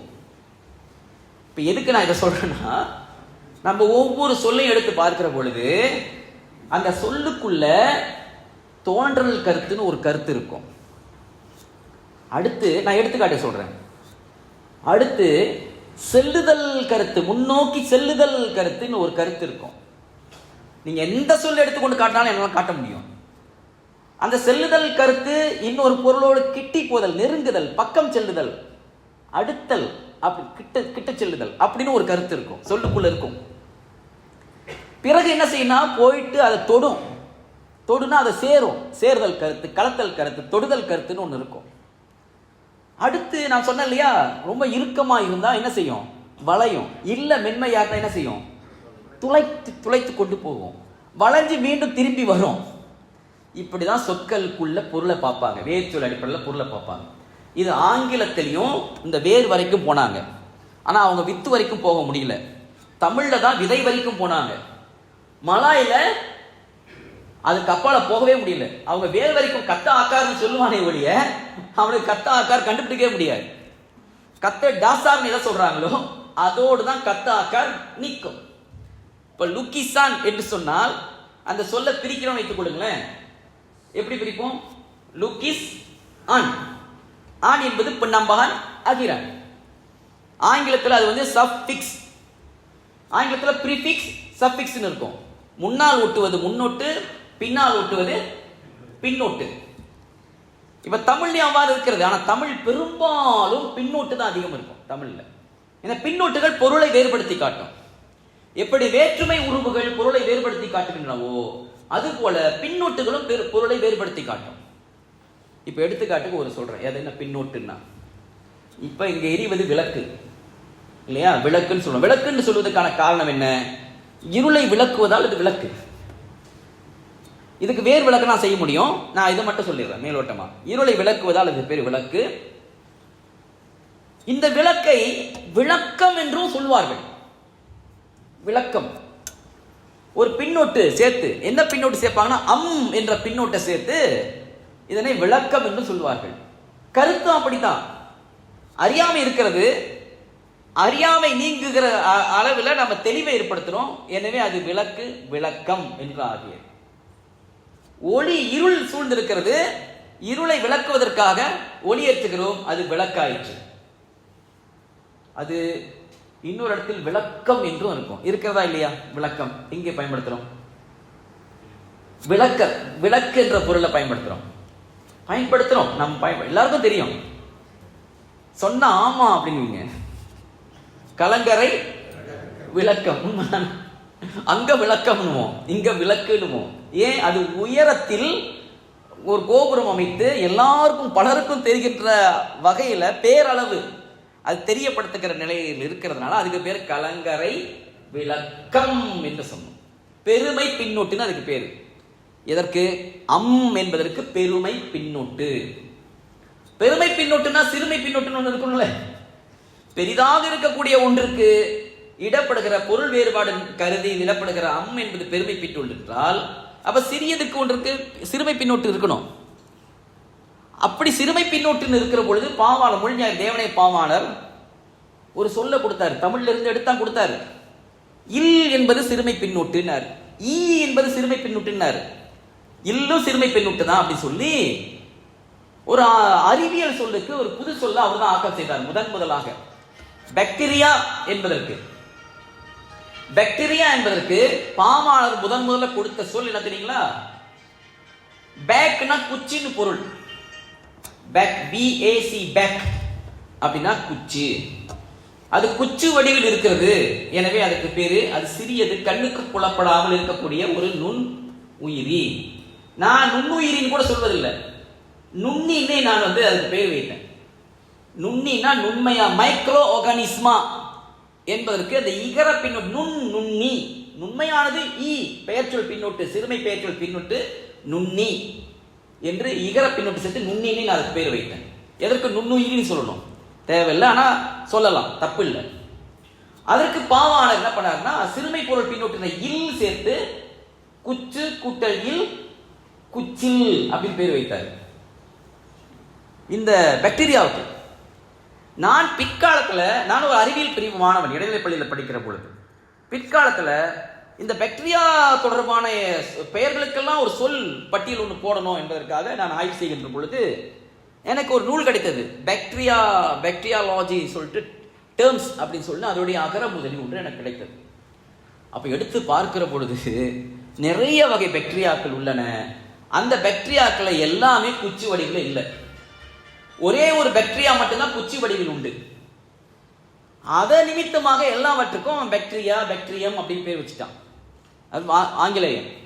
நம்ம ஆங்கிலத்தை பார்த்து மலைப்போம், ஆங்கிலத்தை பார்த்து வியப்போம். ஆனா ஆங்கிலத்தினோட சொற்கள் எடுத்து ஆராய்ச்சி பார்த்தாதான் அங்க என்னென்ன குளறுபடிகள் இருக்குன்னு தெரியும். நம்ம ஆளுங்களுக்கு ஆங்கிலத்தில் ஒரு சொல் கொடுத்தா கண்ணை மூடிட்டு வர வைப்பாங்க, எந்த கேள்வியும் கேட்க மாட்டாங்க. நீங்க ஏன் அப்படி சொல்றீங்க, இப்படிலாம் சொல்லாமா, சிரிப்பா இருக்கு நீங்க இந்த பேர் வைக்கிறது, அப்படி கேட்கவே மாட்டாங்க.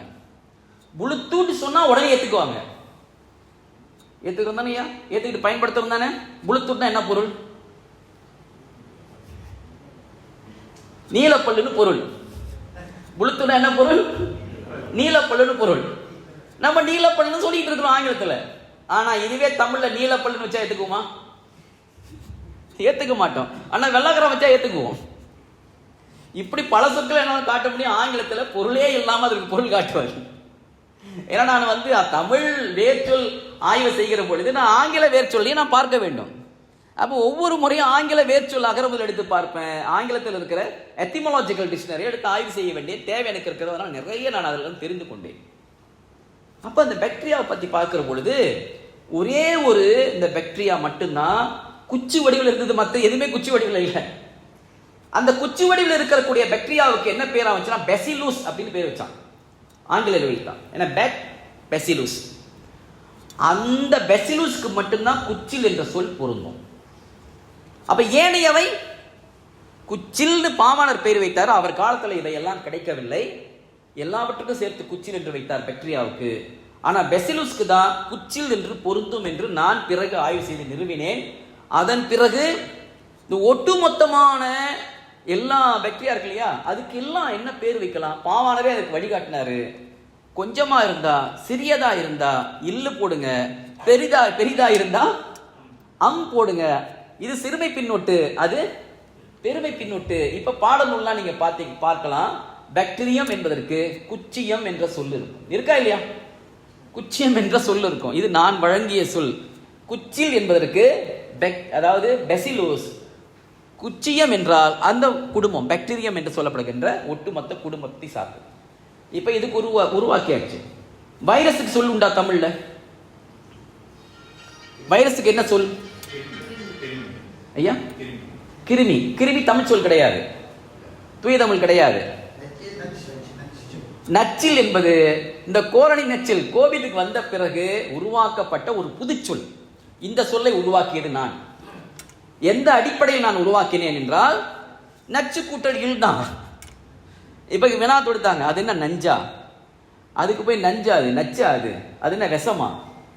அதுக்கு போய் நச்சுன்னு வச்சிருக்கீங்க. எங்கங்க பொருந்தும்? என்னங்க நீங்க சொல்ல உருவாக்கணும் கேட்டாதான் தெரியும். ஏன் அதற்கு நச்சில் என்ற சொல்லை உருவாக்கினேன்? நான் தான் அந்த நச்சில் என்ற சொல்ல முதலாக வைரஸுக்கு நான் கொடுத்தேன். ஏன்னா சொல்லுக்கு இதற்கு ஒரு அருந்தமிழ் சொல்லை உருவாக்க வேண்டுமே என்ற வேட்கையும் கவலையும் அந்த மன உறுத்தலும் எனக்கு எப்போதும் ஏற்படும். அப்ப இந்த கோரணி நச்சில் என்ற சொல்ல நான் தான் கொடுத்தேன். COVID-19 இருக்கு இல்லையா, இதற்கு கோரணி நச்சில். கோவிட்னா என்ன பொருள்? கொரோனா டிசீஸ், வைரஸ் தான். அதான் கொரோனா வைரஸ் டிசீஸ். அந்த கோவிட் டின்றது டிசீஸ், கோவி வி என்பது வைரஸ், கோ என்பது கொரோனா. கொரோனா என்ன பொருள்? மகுடனு பொருள். இந்த கொரோனா என்ற நோய் நுண்ணி கண்டுபிடிக்கப்பட்டது இந்த 2019 இல்ல, COVID-19 காலங்களில் கண்டுபிடிக்கப்படல. 1963 கண்டுபிடிச்சாங்க. கொரோனாவை கண்டுபிடிச்சது 1963. எனவே கொரோனா என்ற சொல் புதிது கிடையாது, 63 கண்டுபிடிக்கப்பட்டது. 1965 தான் அதுக்கு கொரோனா பேர் வைக்கிறாங்க. 63 கண்டுபிடித்தவர்கள் இந்த மருத்துவ ஆராய்ச்சியாளர்கள். ஒரு பையன் கடுமையான சளி காய்ச்சலால் போகிறான். அப்படி போகிற பொழுது அவனுக்கு என்ன தொற்று இருக்குன்னா எடுத்து ஆய்வு செய்கிறாங்க. அந்த நோய் நுண்ணி எடுத்து ஆய்வு செய்கிற பொழுது அது இந்த மகுட வடிவில் இருந்தது, கிரவுன் மகுட வடிவில் இருந்தது. எனவே அதற்கு கிரவுன் லத்தீன் மொழி பெயர்ல கொரோனா, ஒளிவட்டம்னு பொருள் வரும் கொரோனாவுக்கு, இன்னொன்று மகுட என்றும் பொருள் வரும். ஏன்னா மகுட வடிவில் இருக்கிறது என்று சொல்லி அதுக்கு கொரோனா, இதற்கு ஆங்கிலத்தில் என்னன்னா கிரவுன், அப்ப கொரோனா என்று பேர் வச்சாங்க. எப்ப 1965 63 கண்டுபிடிச்சாங்க. 65 மொழி. ஏன்னா அவங்க அறிவியல், அவங்க ஆங்கிலரை பொறுத்த வரைக்கும் அறிவியலாளர்களும் மொழியியலாளர்களும் இயைந்து வேலை செய்வாங்க. 2 பேரும் ஒத்துழைப்பாங்க. ஒரு மொழித்துறையில ஆளுமையாளனாக இருக்கான், ஆற்றலாளனாக இருக்கானா அவனை பயன்படுத்திக் கொள்வாங்க. நம்ம ஆளு மாதிரி தூக்கி எறிகிறது இல்லை. உனக்கு என்னப்பா தெரியும்? நீ யார்? நீ யார்? நீ எதற்கு அதிகாரம் பெற்றாய்? உனக்கு என்ன அறிவு இருக்கிறது? உனக்கு என்ன தகுதி இருக்கிறது? நம்மளால தூக்கி எறிஞ்சிடுவான். அவன்கிட்ட அறிவை பார்க்க மாட்டார், அவர்கிட்ட நுட்பத்தை பார்க்க மாட்டாங்க. இந்த அளவுக்கு அறிவும் ஆற்றும் ஆழமா ஆராய்கிற திறம் இருக்கிறது. இப்படி திறமுடையார பயன்படுத்திக் கொள்ளும் என்ற எண்ணமே வராது. அவங்களுக்கெல்லாம் பட்டம் பதவியில் இருக்கணும். அவன் அறிவில் இருக்கிறதோ இல்லையோ, அந்த இருக்கையில் இருக்கணும். அவர் என்ன கொடுத்தாலும் ஏத்துக்கணும் என்ற மனநிலை உருவாயிடுச்சு. அறிவுக்கு இடம் இல்லை, அறிவார்ந்த ஆராய்ச்சிக்கு இடம் இல்லாமல் போய்விட்டது. இப்ப என்னை போன்ற ஆட்கள்லாம் ஏன் வெளியில இருந்து செய்துட்டு இருக்கோம், ஏன் உள்ளுக்கு இருந்து செய்ய முடியல? போராடி போராடி தான் நாங்க இது வெளிக்கொண்டு வரணுமே என்பதற்காக இன்னைக்கு பொது ஊடகங்கள் இருக்கிறதுனால இது ஓரளவு வெற்றி பெறுது. இதை கட்டுப்படுத்த முடியல, ஏன்னா தேவைன்னு ஒன்று இருக்கிறது. அந்த காலகட்டத்தில் நீங்க பாத்தீங்கன்னா நமக்கு பள்ளி விடுப்பு, வேலை விடுப்பு, விடுப்புன்னு இல்லை, வீட்டில இருந்து வேலை செய்யணும். ஒவ்வொரு நாளும் தொலைக்காட்சியில சொற்கள் வரும், மலாயில வரும், ஆங்கிலத்தில் வரும், தமிழ்ல சொல்ல தவிப்பாங்க. அப்ப என் போன்றவர்கள்லாம் என்னால் ஏற்றுக்கொள்ள முடியாத ஒரு மிகப்பெரிய மன துன்பம். ஒவ்வொரு நாளும் அந்த சொற்கள் எடுத்து இதற்கு என்ன தமிழ், இதற்கு என்ன தமிழ்னு தூங்காம கொள்ளாம இருந்தா உருவாக்கிட்டு இருப்பேன். அந்த நேரத்தில் 100க்கும் மேற்பட்ட சொற்கள் நான் கொடுத்தேன். அப்படி கொடுக்கப்பட்ட சொல் தான் இந்த நச்சில் என்பது, கோரணி நச்சில் என்பது, முகக்கவரி என்பது, இயங்கலை என்பது. இப்ப இயங்கலை பயன்படுத்துறாங்க இல்லையா, உலகம் முழுதும் பயன்படுத்துறாங்க இயங்கலை என்ற சொல்ல. இப்படி 100க்கான சொற்கள் நான் கொடுத்தேன். பரவலா அது பரவியது. வானொலியில் முகக்கவரின்னுவாங்க, கூடல் இடைவெளின்னுவாங்க. தமிழ்நாட்டில் சமூக இடைவெளின்னு சொல்லிக்கிட்டு இருந்தாங்க. சமூக இடைவெளி, சமூக இடைவெளினா என்னங்க பொருள்? ஒரு சமூகத்திற்கும் இன்னொரு சமூகத்திற்கும் இருக்கிற அவன் சோசியல் டிஸ்டன்ஸை அது அப்படியே நேரடி மொழிபெயர்ப்பு செய்யறது பொருந்துமா? அப்போ அதற்கு மக்கள் கூடாமல் இருக்கிறதுக்கு அதுக்கு ஒரு இடைவெளி ஏற்படுத்தணும். அதனால தான் அது தள்ளி தள்ளி நிற்கணும். ஒன்று கூடுவாங்க, ஆனால் அதுக்கு இடைவெளி இருக்கணும். இதெல்லாம் ஆராய்ந்து பார்க்கணும், காரணத்தோடு ஆராய்ந்து பார்க்கணும். அப்போ ஒவ்வொரு நாளும் ஆய்ந்து சொல்ல பல சொற்கள் கொடுக்கிற பொழுது இந்த நச்சில் வைரஸ் என்பதற்கு எத்திமாலஜி எடுத்து பார்த்தா அதெல்லாம் அவன் பாய்சன் தான் போட்டிருப்பான் எத்திமாலஜியில். நீங்கள் வைரஸ் எடுத்து இன்னைக்கும் நீங்கள் போய் வீட்டில் போய் பாருங்க, வைரஸ் என்ற சொல்லுக்கான எத்திமாலஜி எடுத்து நீங்கள் பார்த்தீங்கன்னா அவன் அதில் பாய்சன் என்ற சொல் தான் போட்டிருப்பான். ஆனால் நான் அந்த பொருளில் பாய்சன் என்ற பொருளை இந்த நச்சில் கொடுக்கல, நான் வேறு அடிப்படையில் கொடுத்தேன்.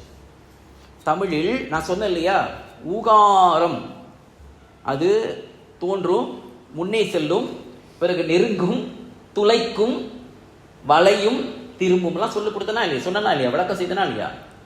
ஒரு பொருள் இன்னொரு பொருளை துளைக்கிறது என்றால், துளைக்கிறது என்றால் அது எது துளைக்கப்படுகிறதோ அது சிதையும். ஓட்டை விழுந்துருச்சு, அது என்ன செய்யும்? சிதையும். மேலும் சிதைந்தால், இப்ப இப்படியான ஒரு கருவி இருக்கிறது, வெட்டுவதும் துளைத்தல் தான். வெட்டினால் துளைத்தல் என்ன ஆகும்? இது இரண்டா மாறிடும். மாறுமா மாறாதா? எனவே துல் உல் என்ற அந்த வேர், இல் அதான் வேர், விதையிலிருந்து பிறந்த வேர். இதை நான் விரிவாக்க நான் விளக்க விரும்பல, இது பெரிய அது வகுப்புன்னு ஆராய்ச்சி வகுப்புன்னு நீங்க போனீங்கன்னா அந்த இடத்துல நான் விளக்குவேன். நான் எடுத்துக்காட்டுக்கு சொல்றேன். அதாவது ஊகால சுற்றுப்படத்துல விதை தான் ஊ என்பது, அதுல தமிழ்ல வருகின்ற லகர பின்னோட்டை சேர்த்து உள்ளுன்னு சொல்லுவாங்க. அந்த உள்ளோடு மொழி முதலாக கூடிய மெய்கள் உள்ளன. மெய் எழுத்து மொழி முதலாகுமா? ஆகாது இல்ல. ஆனா எங்க ஆகும்னா உயிரெழுத்துகளோடு சேர்ந்து வரும். மெய்யெழுத்துக்களை ஏன் சொல்லுக்கு முன்னால் எழுதுவதில்லை? இப்ப நம்ம மெய்யெழுத்துக்களை போட்டு ஒரு சொல்லுக்கு முன்னால மெய்யெழுத்துக்களை வைத்து நம்ம சொற்கள் கிடையாது, தமிழ்ல அந்த மரபே கிடையாது. அது பெரும் குற்றம் அப்படி எழுதுனா. இப்ப இப்ரியான்னு போட்டு எழுதுறாங்கல்ல, அதெல்லாம் தமிழ் மரபுக்கே ஒவ்வாத வழக்கு. முன்னுக்கு இப்பு போட்டு ரீ போட்டு யான் எழுதுவாங்க, இப்ரியான்ட்டு. பிரியான் தான் எழுதணும், இப்போட்டு எழுதுவாங்க. அவ்வாறு எழுது மிகப்பெரிய மரபு பிழை, இலக்கண பிழை. இந்த அறிவியல் உண்மையை தெரிஞ்சுதான் யாரும் அப்படி செய்ய மாட்டாங்க. ஏன் தெரியுங்களா? ஏன் மெய்யெழுத்துக்கள் சொல்லுக்கு முன்னால் வருவதில்லை என்றால், ஒவ்வொரு எழுத்துக்கும் மாத்திரை கால அளவு உண்டு. உண்டா இல்லையா? உண்ணல் காலே, உறுத்தல் அறைய, முறுக்கல் முக்கால், விடுத்தல் ஒன்றே, அதான் மாத்திரை கால அளவு. நினைக்கும் போது கால் மாத்திரை, நினைத்து தொடும் போது அரை மாத்திரை, தொட்டு முறுக்கும் போது முக்கால் மாத்திரை, முறுக்கி விட்டால் ஒரு மாத்திரை. இந்த மாத்திரை எப்பொழுது நாம் சொல்ல முடியும்னா, ஒரு மாத்திரை அளவு வந்தால் தான் சொல்ல முடியும். வாயால நம்ம உச்சரிக்க முடியும், பழுக்க முடியும். ஆ சொல்லலாம், ஆ சொல்லலாம், ஒரு மாத்திரை 2 மாத்திரையும் சொல்லலாம். அரை மாத்திரையை நம்பாயால் ஒழிக்க முடியாது. முடியுமா? ஆனா இப்புன்னு சொல்றோமே, இப்புன்னு அதோடைய ஒலி அளவு கால அளவுக்கு நம்ம சொல்றது இல்லை. ஈய சேர்த்துட்டு இப்புன்னு அடையாளப்படுத்துக்காக சொல்லிட்டு இருக்கோம். எல்லா மெய் எழுத்துக்களுக்கும் இகரத்தை முன்னால் சேர்த்துக்கொண்டு இக்கு, இத்து, இச்சு, இப்பு, இம்முன்னு ஈய சேர்த்துக்கொண்டு அடையாளப்படுத்துக்காக சொல்கிறது ஒன்றுதான ஒழிய கால அளவு முறைப்படி அதை சொல்லவே முடியாது. அப்படி சொல்லலைன்னா எப்படி அப்புறம் சொல்லுக்குள்ள வருகிறது, இப்பு வருகிறது? அது சேர்ந்து வரும், சொற்களோடு இணைந்து வரும். காட்டு என்ற இடத்துல அந்த இட்டுக்கு கால அளவு அரைன்னு சொல்லலாம், ஆனா அவன் சொல்லி காட்ட முடியாது. எவ்வளவு நேரம் பிடிக்குதுங்கன்னா குறிப்பிட்டு சொல்லலாம். அது கை விரலை தொடுகின்ற நேரம், நினைத்து கை விரலை தொடுகிற நேரம். இதெல்லாம் எங்க நடந்துருது? இதுக்குள்ள நடந்துருச்சு. தொடரும் நினைக்கிறோம், முறுக்கணும் நினைக்கிறோம், விடுக்கணும் நினைக்கிறோம், மனசில் நினைக்கிறோம், தொடுகிறோம், முறுக்கிறோம், விடுறோம். அதுக்குள்ள அந்த கால் அளவு கால் மாத்திரை சொல்ல முடியாது, அரை மாத்திரை சொல்ல முடியாது. சொல்ல முடியாத அரை மாத்திரை எப்படி சொல்லுக்கு முன்னால் வைக்க முடியும்? முடியுமா? இதான் அறிவியல் அடிப்படை. ஏன் தமிழில் மெய்யெழுத்துக்கள் சொல்லுக்கு முன்னால் வருவதில்லை? ஆனால் சொல்லுக்கு முன்னால் வரக்கூடிய அதாவது சில மெய்கள் உயிரோடு சேர்ந்து வரும். அவ்வாறான மெய்கள் என்னன்னா இச்சு, இத்து, இப்பு, இம்மு. இல்லு வருமா? வராது. இத்து வரும், இப்பு வரும், இம்மு வரும், இந்து வரும். இப்ப கா இக்கு, இக்கு கூட்டல் ஊ, இக்கு கூட்டல் ஊ கு, அங்க சேர்ந்து இருக்கும், உயிரோடு தான் சேர்ந்து இருக்கும். இதான் தொல்காப்பிய விதி. அது உயிரோடு தான் சேர்ந்து இருக்கும். ஏன்னா மெய்க்கு தோற்றம் மட்டும்தான், அது தனித்து இயங்காது. உயிர் அதோடு சேரும், ஆனா உயிர் மாறாது. எந்த மெய்யோடு சேர்ந்தாலும் உயிர் நிலை தெரியாது. இது தொல்காப்பியம். கானா ஆ அங்க நிற்கும், கூனா ஊ அங்க நிற்கும். அதே போல அந்த மெய் ஒளி இருக்கு இல்லையா, மெய் எழுத்து அரை மாத்திரையும் அங்க தென்படாது. உயிருடைய மாத்திரை அளவு தான் அதை காட்டும். ஊ என்பது ஒரு மாத்திரை, இக்கு சேர்ந்தா கூ இல்லையா, ஒரு மாத்திரை தான். இது அரை மாத்திரை, அது ஒரு மாத்திரை, ஒன்றரை மாத்திரை ஆகாது. ஏனென்றால் அது அது கோடி அதனோடு இயைந்து விடும். இது இந்த சொல் எழுத்துக்கள்லாம் ஆய்வு செய்கிற பொழுது இப்ப எதுக்கு நான் சொல்ல வரேன்னா, அவ்வாறு உள்ளோடு இக்கு சேர்ந்தா குல், உள்ளோடு இப்பு சேர்ந்தா புல், உள்ளோடு இம்மு சேர்ந்தா முல், உள்ளோடு இந்து சேர்ந்தா நுல், இத்து சேர்ந்தா துல். இப்போ ஒரு சொல்ல எடுத்துக்கிட்டு நீங்க இதோடைய வேரை கண்டுபிடிக்க போறீங்க. இப்ப துளை என்ற ஒரு சொல்ல எடுத்துக்கொண்டு இதோடைய வேரை கண்டுபிடிக்க போறீங்கன்னா அது குல்லா, முல்லா, துல்லா, புல்லா அப்படின்னா துளைக்கு எது வேறா இருக்கும்? ஏன்னா தா வரிசை வருது இல்லையா, உள் வருது இல்லையா, எது சேர்ந்திருக்கு? அதுல இத்து சேர்ந்திருக்கு, துல் வருது இல்லையா. அப்ப துளைக்கு எது? துல் தான் வேறா இருக்கும். இப்ப நான் பேச்சா சொல்றதுனால உங்களுக்கு கொஞ்சம் கடினம். இதெல்லாம் எழுதி போட்டு படக்காட்சி போட்டு வகுப்பா நடத்தும் போது இது புரியும். நான் பொதுவா எங்க நான் இதை அதிகமாக செய்ய விரும்பினா ஆசிரியர்களுக்கு நான் செய்ய விரும்புகிறேன்.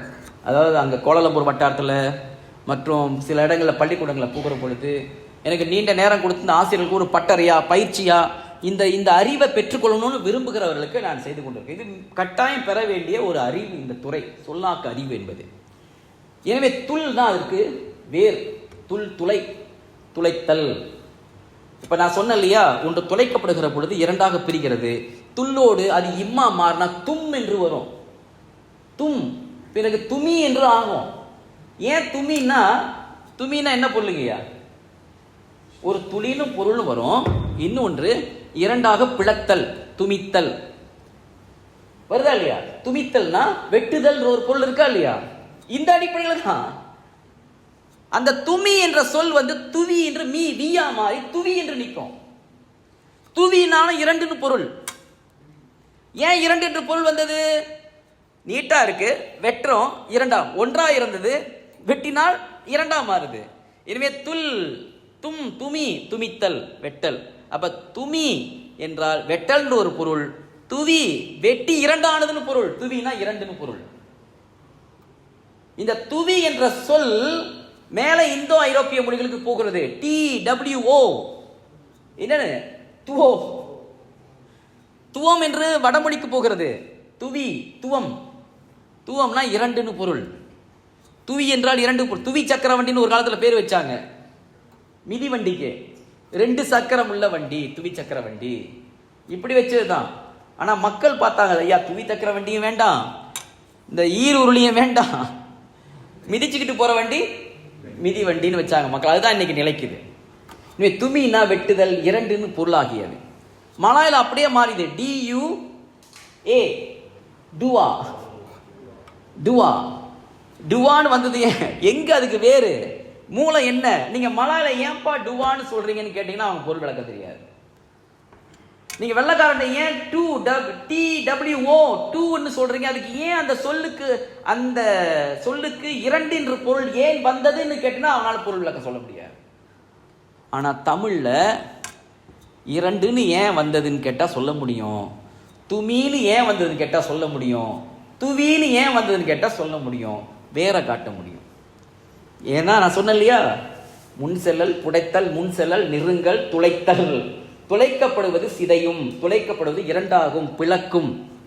இப்ப அந்த துளைத்தல் பொருள்ல தான் ஒரு பொருள் துளைக்கப்பட்டால் சிதையும் இல்லையா. அப்ப தமிழ்ல என்ன பண்ணாங்க, பல்வேறு வேர்ல இந்து சேர்ந்த வேர் நுல்லுன்னு வரும். நுல்னா நுழைதல், நுழைத்தல், துளைத்தல்.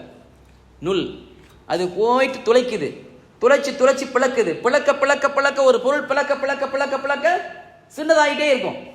உண்மைதானே? ஒன்றை பிளந்துகிட்டே போறீங்கன்னா சின்னதாகும், சின்னதாகிட்டே போகும். சிறுக்க சிறுக்க சிறுக்க சிறுக்க சிறிதாக போயிடும். அதனால சிறியதுக்கு நுண்ணுன்னு பேர் வச்சாங்க.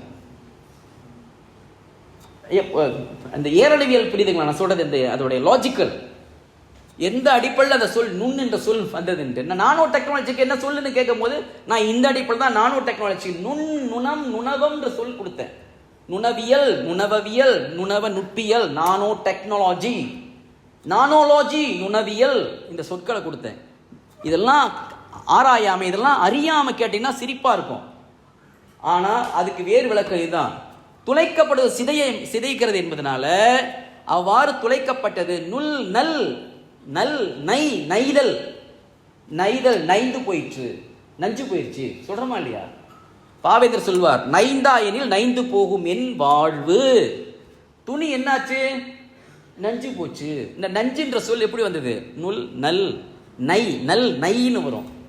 நை நஞ்சு போச்சு. அரிசி நல்லா இடிக்கிறோம், இடிச்சு இடிச்சு இடிச்சு இடிச்சு இடிச்சு சின்ன சின்ன சின்ன தான் ஆக்கிடுறோம். அதுக்கு பேர் என்ன? நொய். ஏன் நொய் என்று சொல் வந்தது?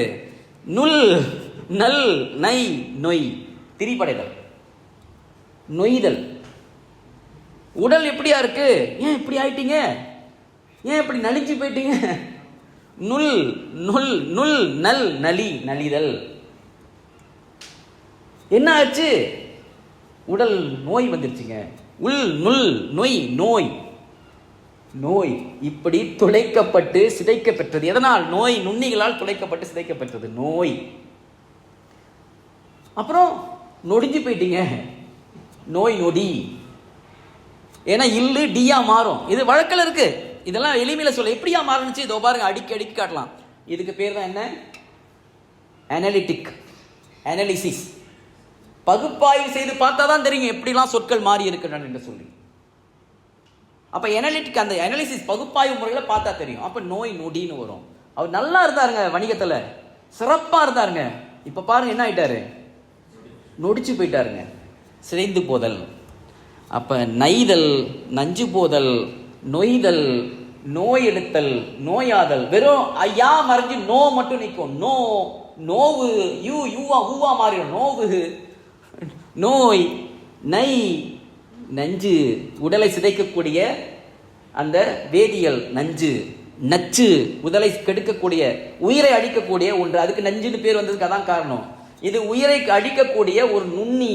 எனவே நச்சு கூட்டல் இல் நச்சில். இதுக்கு இப்படிதான் நான் பேர் வச்சேன். அதுக்கு நச்சில், இந்த வைரஸ்க்கு ஒரே தனிச்சொல். இப்படி உருவாக்குனது நூற்றுக்கணக்கான சொற்கள். எனவே எல்லா சொல்லும் பொருள் குறித்தனவேன்னு வள்ளுவர் தொல்காப்பியர் சொன்னதற்கு ஒவ்வொரு சொல்லையும் எடுத்து இப்படி உண்மையா வேறு அடிக்குள்ள ஆராய்ஞ்சா தெரியும். ஏன் மண்ணு இடுகுறி சொல் இல்ல அப்படின்னு பாவான சொன்னார்னா, சும்மா குருட்டாம்போக்கில் அந்த சொல்ல வைக்கல. அது இடுகுறி சொல் கிடையாது. அதாவது பகுப்பால் பயனற்று இடுகுறி ஆகி என்ற அந்த நூற்பாவே தமிழ் மரபுக்கு ஒவ்வாதது. நீங்க மண்ணு ஏன் மண்ணுன்னு வச்சீங்கன்னா இதே வேர்முறை அமைப்பு தான். உள் மண்ணுக்கு எது வேறா இருக்கும்? கொஞ்சம் கண்டுபிடிங்க, வீட்டு சொல்லுங்க. துல், அதாவது நுல், குல், இம்மு சேர்ந்தா முள். முள்ளுன்னா என்ன பொருள்? முள்ளும் வட்டமாதல் பொருள். இப்போ வளைஞ்சிச்சிங்களா, வட்டம்ன்ற பொருள்லாம் வளைதல் பொருள் தான். வேர் போயிட்டு இப்படி வளையுது இல்லையா, வட்டமாதல். வேர் போயிட்டு அதில் போய் சேருது இல்லையா, சேர்ந்து கலத்தல். கலத்தல் ஒன்றாக சேர்தல் பொருள். உள் குள் ஒன்றாக சேர்தல், கூடுதல். குள் நீ கூட்டத்துக்குள்ள எல்லா சொற்களும் பாருங்க கூல வரும். குள் கூடு, கூட்டம், குளம், குடி, குடும்பம் எல்லாம் சேர்தல் பொருள். குடில் எல்லாம் அப்படி வரும். அந்த அடிப்படையில் நீங்க உள் முள் என்ற முள் என்ற வேர் எடுத்து பார்த்தீங்கன்னா அது அப்படியே சேர்ந்து கூட்டம் என்ற சேர்தல் பொருள்ல வரும், சேர்க்கை பொருள்ல. எந்த சொல்ல நான் முதல் கேட்டேன் உங்கள்கிட்ட? மண். முள் என்பது மகரமாக தெரியும். முள் முன் முள் மண் என்றால் ஒன்றாக சேர்ந்திருப்பது என்று பொருள். மண்ணு சேர்ந்திருக்கும், மண்ணு ஒட்டிக்கிட்டு சேர்ந்து இருக்கும். மண்ணு ஒட்டாம பிரிஞ்சு பிரிஞ்சு இருந்தா அதுக்கு பேர் மண் அல் மணல். ஒட்டி கொண்டிருந்தா மண். இரண்டு உள்ளங்கள், ரெண்டு உள்ளமும் ஒருத்தர் கருத்து ஒருமித்து ஒன்றாக பொருந்தி வருகிறது. எனவே அதுக்கு பேரு மண் அம் மனம். அது சிறப்புடைய வாழ்க்கைக்கு அடிப்படையாக இருக்கிறது திருமணம். உள்ளங்கள் பொருந்தியது. மூன்று சொல்லின்னு போடணும் சேர்தல் பொருள்ல. இது ஒன்று ஒன்றையும் விளக்கி ஒன்று கட்டப்ப. மண் என்பது இடுகுறி சொல்றது பிழையா பிழையா? மண் என்பது வேறு சொல் அடிப்படையில் விளைந்தது. இறுதியாக ஒன்றை நான் சொல்லிவிட்டு நிறைய இருக்கலாம், நான் நீண்ட விளக்கம் சொல்லிட்டு இருக்க முடியாது, நான் களைச்சு போயிருவீங்க. இது வேற துறை, சொல்லியல் துறை. அதனால தான் எல்லா சொல்லும் பொருட்கொடுத்துருவேன்ற தலைப்பை நான் கொடுத்தேன். இது ஆழமான துறை. இந்த ஆராய்ச்சி துறையில இந்த மண்ணில் என்னை போன்றோர் தான் இதுக்காக நாங்கள் உழைத்து கொண்டு சிந்தித்து கொண்டு சொற்களை உருவாக்கி கொண்டு வெளிக்கொடுத்து கொண்டு இருக்கிறோம். இப்போ நான் கொடுத்த சொற்களை பலரும் மதித்து ஏற்றி போற்றி கொண்டு பயன்படுத்தி கொண்டிருக்கிறாங்க. இல்லை மறைகாணின்னு ஒரு சொல் கொடுத்தேன், இப்போ பாடநூல்லாம் பயன்படுத்துகிறாங்க. இயங்கலைன்னு ஒரு சொல் கொடுத்தேன், அதுவும் பாடநூலில் பயன்படுத்துகிறாங்க. நச்சில், கோரணி நச்சில், முகக்கவரி, இதுக்கெல்லாம் நான் ஒரு சொல் விளக்கம் செய்யலாம், நான் நேரம் போதாது, ஒன்று கடிச்சு சொல்லலாம். பிறிதொரு காலத்தில் வருகிற பொழுது நான் அதை பற்றி நான் உங்களுக்கு விளக்கம். என்னுடைய துறை பொழுது ஏறக்குறைய ஒரு 10,000 சொற்களை நான் தொகுத்து ஒரு அகர முதலில் நான் இப்போ வெளியிட போகிறேன். இது வரைக்கும் சொற்களை உலகத்திற்கு நான் வாரி வாரி கொடுத்து கொண்டிருந்தேன். நான் மறைச்சு வைக்கல, எல்லாத்துக்கும் கொடுக்கும் பயன்படுத்தணும்னு சொல்லி நான் அவற்றெல்லாம் தொகுத்து ஒரு அகர முதலியாக கலைச்சொல் அகர முதலின்னு அடுத்த ஆண்டு வெளியே வரப்போகுது, அச்சு கொடுத்துட்டேன். மொத்தம் 10,000 சொற்கள். அதுக்குள்ள இந்த விளக்கங்கள்லாம் இருக்கு. இந்த நானோ டெக்னாலஜின்னு ஏன் கொடுத்தேன், ஏன் இந்த குவாண்டம் தியோரி இருக்கு இல்லையா, இந்த குவாண்டம் என்ற சொல்லுக்கு ஏன் குவாண்டம்னுக்கு தமிழில் ஒரு சொல் கொடுத்தேன். அதுக்கு நீங்கள் குவானா எவ்வளவுன்னு பொருள், எத்தனைன்னு பொருள், எந்த அளவுன்னு பொருள். அந்த குவா என்ற சொல்லில் தான் குவாண்டம் உருவாகிது ஆங்கிலத்தில். இப்போ நீங்கள் குவாரண்டைன் சொல்கிறீங்க. குவாரண்டைன்னா நான் உடனே நம் மனக்கண் முன்னால் தெரிந்த பொருள் என்ன? என்னையா? இல்லை, குவாரண்டைன்னா என்ன பொருள்? தனிமைப்படுத்துதல், அதானே? ஆனால் உண்மையிலே ஆங்கிலத்தில் குவாரண்டைன் என்ன தெரியுங்களா பொருள்? ஆங்கிலத்தில் குவாரண்டைன்னா 40ன்னு பொருள். குவாரண்டைன், டெரான்டின்னா 30, குவாரண்டைன்னா 40. ஒரு பெருந்தொற்று ஐரோப்பிய நாடுகளில் ஏற்பட்டது. அப்பொழுது குரோஷியாவில் ஒரு பெரும் கப்பல் நாட்டில் இறங்க போகுது. தடுத்து நிறுத்திட்டாங்க, நீங்கள் இறங்கக்கூடாது, 30 நாட்கள் கப்பல்லே இருக்கணும்னு சொல்லி. அப்போ டெரான்டின்னு சொல்லி அதுக்கு கடிதம் எழுதி அனுப்பிட்டாங்க. இன்னும் தொற்று அடங்கிய படலை, இல்லை நீங்கள் மேற்கொண்டு 10 நாள் இருக்கணும் அப்படி சொல்லி 40 குவாரண்டைன்னு சொன்னாங்க, கப்பல்லே இருக்கணும்னு சொல்லி. அதன் பிறகுதான் இறக்குனாங்க. அப்போ அன்னைக்கு குவாரண்டைன்னு சொன்னாங்க 40 நாள் கப்பல்ல இருக்கணும்னு. அந்த குவாரண்டைன் என்ற சொல் இன்னைக்கு தனிமைப்படுத்தலுக்கு பொருளாகி வந்துருச்சு ஆங்கிலத்தில். அதே போல பாய்காட்னு ஒரு சொல் இருக்கு. பாய்காட்னா என்ன பொருள்? புறக்கணித்தல், ஒதுக்குதல் இல்லையா? பாய்காட் புறக்கணித்தல். ஆனால் பாய்காட்னா ஆங்கிலத்தில் என்ன தெரியுங்களா? அது ஒரு ஆளுடைய பேர். ஆளுடைய பேர். இது அயர்லாந்துல ஒரு படை வீரர், ஓய்வு பெற்ற படை வீரர், நில உடைமையாளர்கள் தங்களுடைய நிலங்களை தொழிலாளர்களுக்கு வாடகைக்கு விட்டாங்க. அந்த வாடகையை தண்டுவதற்காக அமர்த்த பெற்ற ஒரு ஓய்வு பெற்ற படைத்துறை அதிகாரியுடைய பேர் பாய்காட். அவர் என்ன பண்ணாருன்னா, அந்த மக்களை வன்மமான முறையில் காசை வாங்க தொடங்கினார். அவங்களுக்கு யாருக்குமே பிடிக்கல. இவ்வளவு கொடுமைப்படுத்துறானே இவனை, எல்லாரும் சேர்ந்து புறக்கணிப்போம் என்று சொல்லி அவனை ஒதுக்கி வச்சாங்க. அப்போ ஒதுக்கி வைக்கும் போது யாரை புறக்கணிச்சாங்க? பாய்காட்டை புறக்கணிச்சாங்க. பாய்காட்டை புறக்கணிச்சதுனால அன்றிலிருந்து பாய்காட் என்பது புறக்கணிப்புக்கு பேராகி வந்தது ஆங்கிலத்தில். நீங்கள் ஆங்கிலத்தை எத்தியமாலஜி வரலாறு சொல் வரலாறுலாம் எடுத்து பார்த்தா இந்த பல உண்மைகள் நமக்கு தெரியும். நான் அந்த துறையில் இருக்கிறதுனால, அதுவே ஆய்வு ஆசை கொண்டு இருக்கிறதுனால இந்த செய்திகள்லாம் எனக்கு தெரிய வந்து இன்னும் நிறைய விளக்கலாம். எனவே தொல்காப்பியம் என்பது நமக்கு எல்லா சொல்லும் பொருள் கொடுத்தினவே என்று அந்த நூற்பாவை கொடுத்தது. பகுப்பால் பயனற்று இடுகுறியாகி என்று பின்னால் நன்னூலார் சொன்னார். மொழிப்பொருள் காரணம் விழிப்பத் தோன்றா என்கிற தொல்காப்பியம் மேலோட்டமாக பார்த்தா நீங்கள் பொருளை புரிஞ்சிக்க முடியாது. உண்மையாக நீங்கள் போய் பாருங்கள். வேர் சொல் விளக்கத்தை தொல்காப்பியம் தரவில்லை. வேர் சொல் விளக்கத்தை நெறிமுறைப்படுத்தி ஆய்வு செய்து பின்னாளில் நமக்கெல்லாம் வரையறைப்படுத்தி கொடுத்த பெருமகன் மிக மிக பிற்காலத்தில் மொழிஞாயிறு ஞா தேவநேய பாவாணர். அவர் நூலை பயின்றால் இதெல்லாம் நமக்கு அக்கு வேறு ஆணி வேறு சொல்கிறோம் இல்லையா, அதெல்லாம் கிடைக்கும். இதை ஒவ்வொரு சொல்லுக்கும் என்னால் விளக்க முடியும். அக்குன்னா என்ன, அக்கு வேறுன்னு ஏன் சொல்கிறோம், பக்க வேற, அக்கம் பக்கம் சொல்கிறோம், அது ரெண்டுக்கும் தொடர்பு உண்டு. அடுதான், அடுனா பக்கம்னு பொருள், அடுத்தவர்னா பக்கத்தில் இருப்பவர்னு பொருள். அண்டை, உள் என்பது அல்லுன்னு மாறி ஏன்னா நெருங்கி போது சொன்னா இல்லையா, வேறு நெருங்கி பக்கத்தில் போய் பக்க கருத்து உருவாகும், நெருக்க கருத்து உருவாகும். கருப்பு என்ற சொல் அப்படிதான் உருவானுச்சு. கருப்பு கருமை என்ற சொல் பொருள் ஏன் வந்ததுன்னா கலத்தல் பொருளை வரும். ஒரு பொருளோட இன்னொரு பொருள் கலக்கிற பொழுது தெளிந்த தன்மை அகலும், நீங்கும், தெளிவில்லாமல் போகும். எனவே நீரில் மற்றவை கலக்கின்றன, எனவே தெளிவில்லாமல் போகும். அது அதனால் உள் கல் என்ற வேர்ல இருந்து கல் கல கலப்பு, கல் கரு கரு கருப்பு என்று உருவாகியது. நிறைய சொல்லலாம். ஒவ்வொரு சொல்லுக்கு அடுத்து நாம பொருள் விளக்கம் செய்யலாம். இதன் ஐயா திருப்பதிக்கு என்னுடைய நெஞ்சார்ந்த நன்றியை நான் கூறிக்கொள்கிறேன். நான் வந்த வேலையில் இந்த ஒரு அறிவார்ந்த செய்தி, ஒரு ஆழமான அறிவார்ந்த மொழி சார்ந்த மொழியியல் சார்ந்த ஒரு உரை நிகழ்ச்சி. அதனால் சிலருக்கு இது வந்து திவிட்டலாம் அல்லது வெறுப்பை தரலாம். ஆனால் இந்த துறையில் பெருமக்கள் ஈடுபட வேண்டும், அல்லது ஆர்வம் காட்ட வேண்டும், அல்லது உங்கள் பிள்ளைகளை உங்களுடைய இளையோர்களை இதற்கு வந்து வழிபட வேண்டும். இந்த மண்ணில் 2 பேர் தான் இருக்கிறோம் இந்த ஆய்வுத்துறையில். ஒன்று நான், இன்னொன்று ஐயா திருச்செல்வம். இந்த 2 பேர் தான் இருக்கிறோம். நீங்கள் எங்கே போய் இந்த விளக்கத்தை மற்றவங்ககிட்ட வந்து ஏன்னா அந்த துறையில் ஈடுபட்டதுனால தற்பெருமைக்காகவோ தலைக்கணத்துக்காக நான் சொல்லலை, உண்மை நிலையை சொல்லுகின்றேன். இப்போ சொல்லுருவாக்கம் செய்கிற பொழுது, இப்போ நான்லாம் சொல்லுருவாக்கம் செஞ்சு புதுச்சொல் கொடுக்குறேன்னா கண்ணை மூடிக்கிட்டு ஏதாவது இப்படி ஒரு சொல் போட்டுக்குங்க என்று கொடுப்பதே கிடையாது.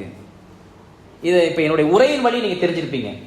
நான் எப்படி ஆய்வு செய்கின்றேன், எந்த அளவுக்கு இலக்கணங்களை பார்க்கின்றேன், தொல்காப்பியத்தை பார்க்கின்றேன், சொற்களுடைய வேரை பார்க்கின்றேன், எவ்வளவு ஏரணவியலாக பார்க்கின்றேன் என்பது ஒன்று நான் சொல்கிற மேலோட்டமான சொற்களின் வாயிலாக, விளக்கத்தின் வாயிலாக. இது மேலோட்டமான விளக்கம் தான், அதன் வாயிலாக நீங்கள் புரிஞ்சிருப்பீங்க. இது ஒவ்வொரு சொல் விளக்கத்திற்கும் ஆய்வுக்கும் 10,000 சொற்கள் நாம் செஞ்சிருக்கோம்னா எவ்வளவு காலங்கள் அதற்காக உழைப்படுத்திருப்பேன், அதற்காக நாம் ஆய்வு செய்திருப்போம். இன்னும் முடிந்து போகின்ற கதை அல்ல, அது தொடர்கின்ற புது சொற்கள் வந்து கொண்டே இருக்கும், புது சொற்கள் உருவாகிட்டே புத்துலக காலத்தில். எனவே அதுக்கெல்லாம் சொல் கொடுக்கணும். அப்படி அந்த வல்லமையாளர் மலேசியாவில் இருக்கணுமா இல்லையா, தொடர்ந்து வரணுமா இல்லையா? எங்களோட முடிஞ்சு போகிற கதை இல்லையா?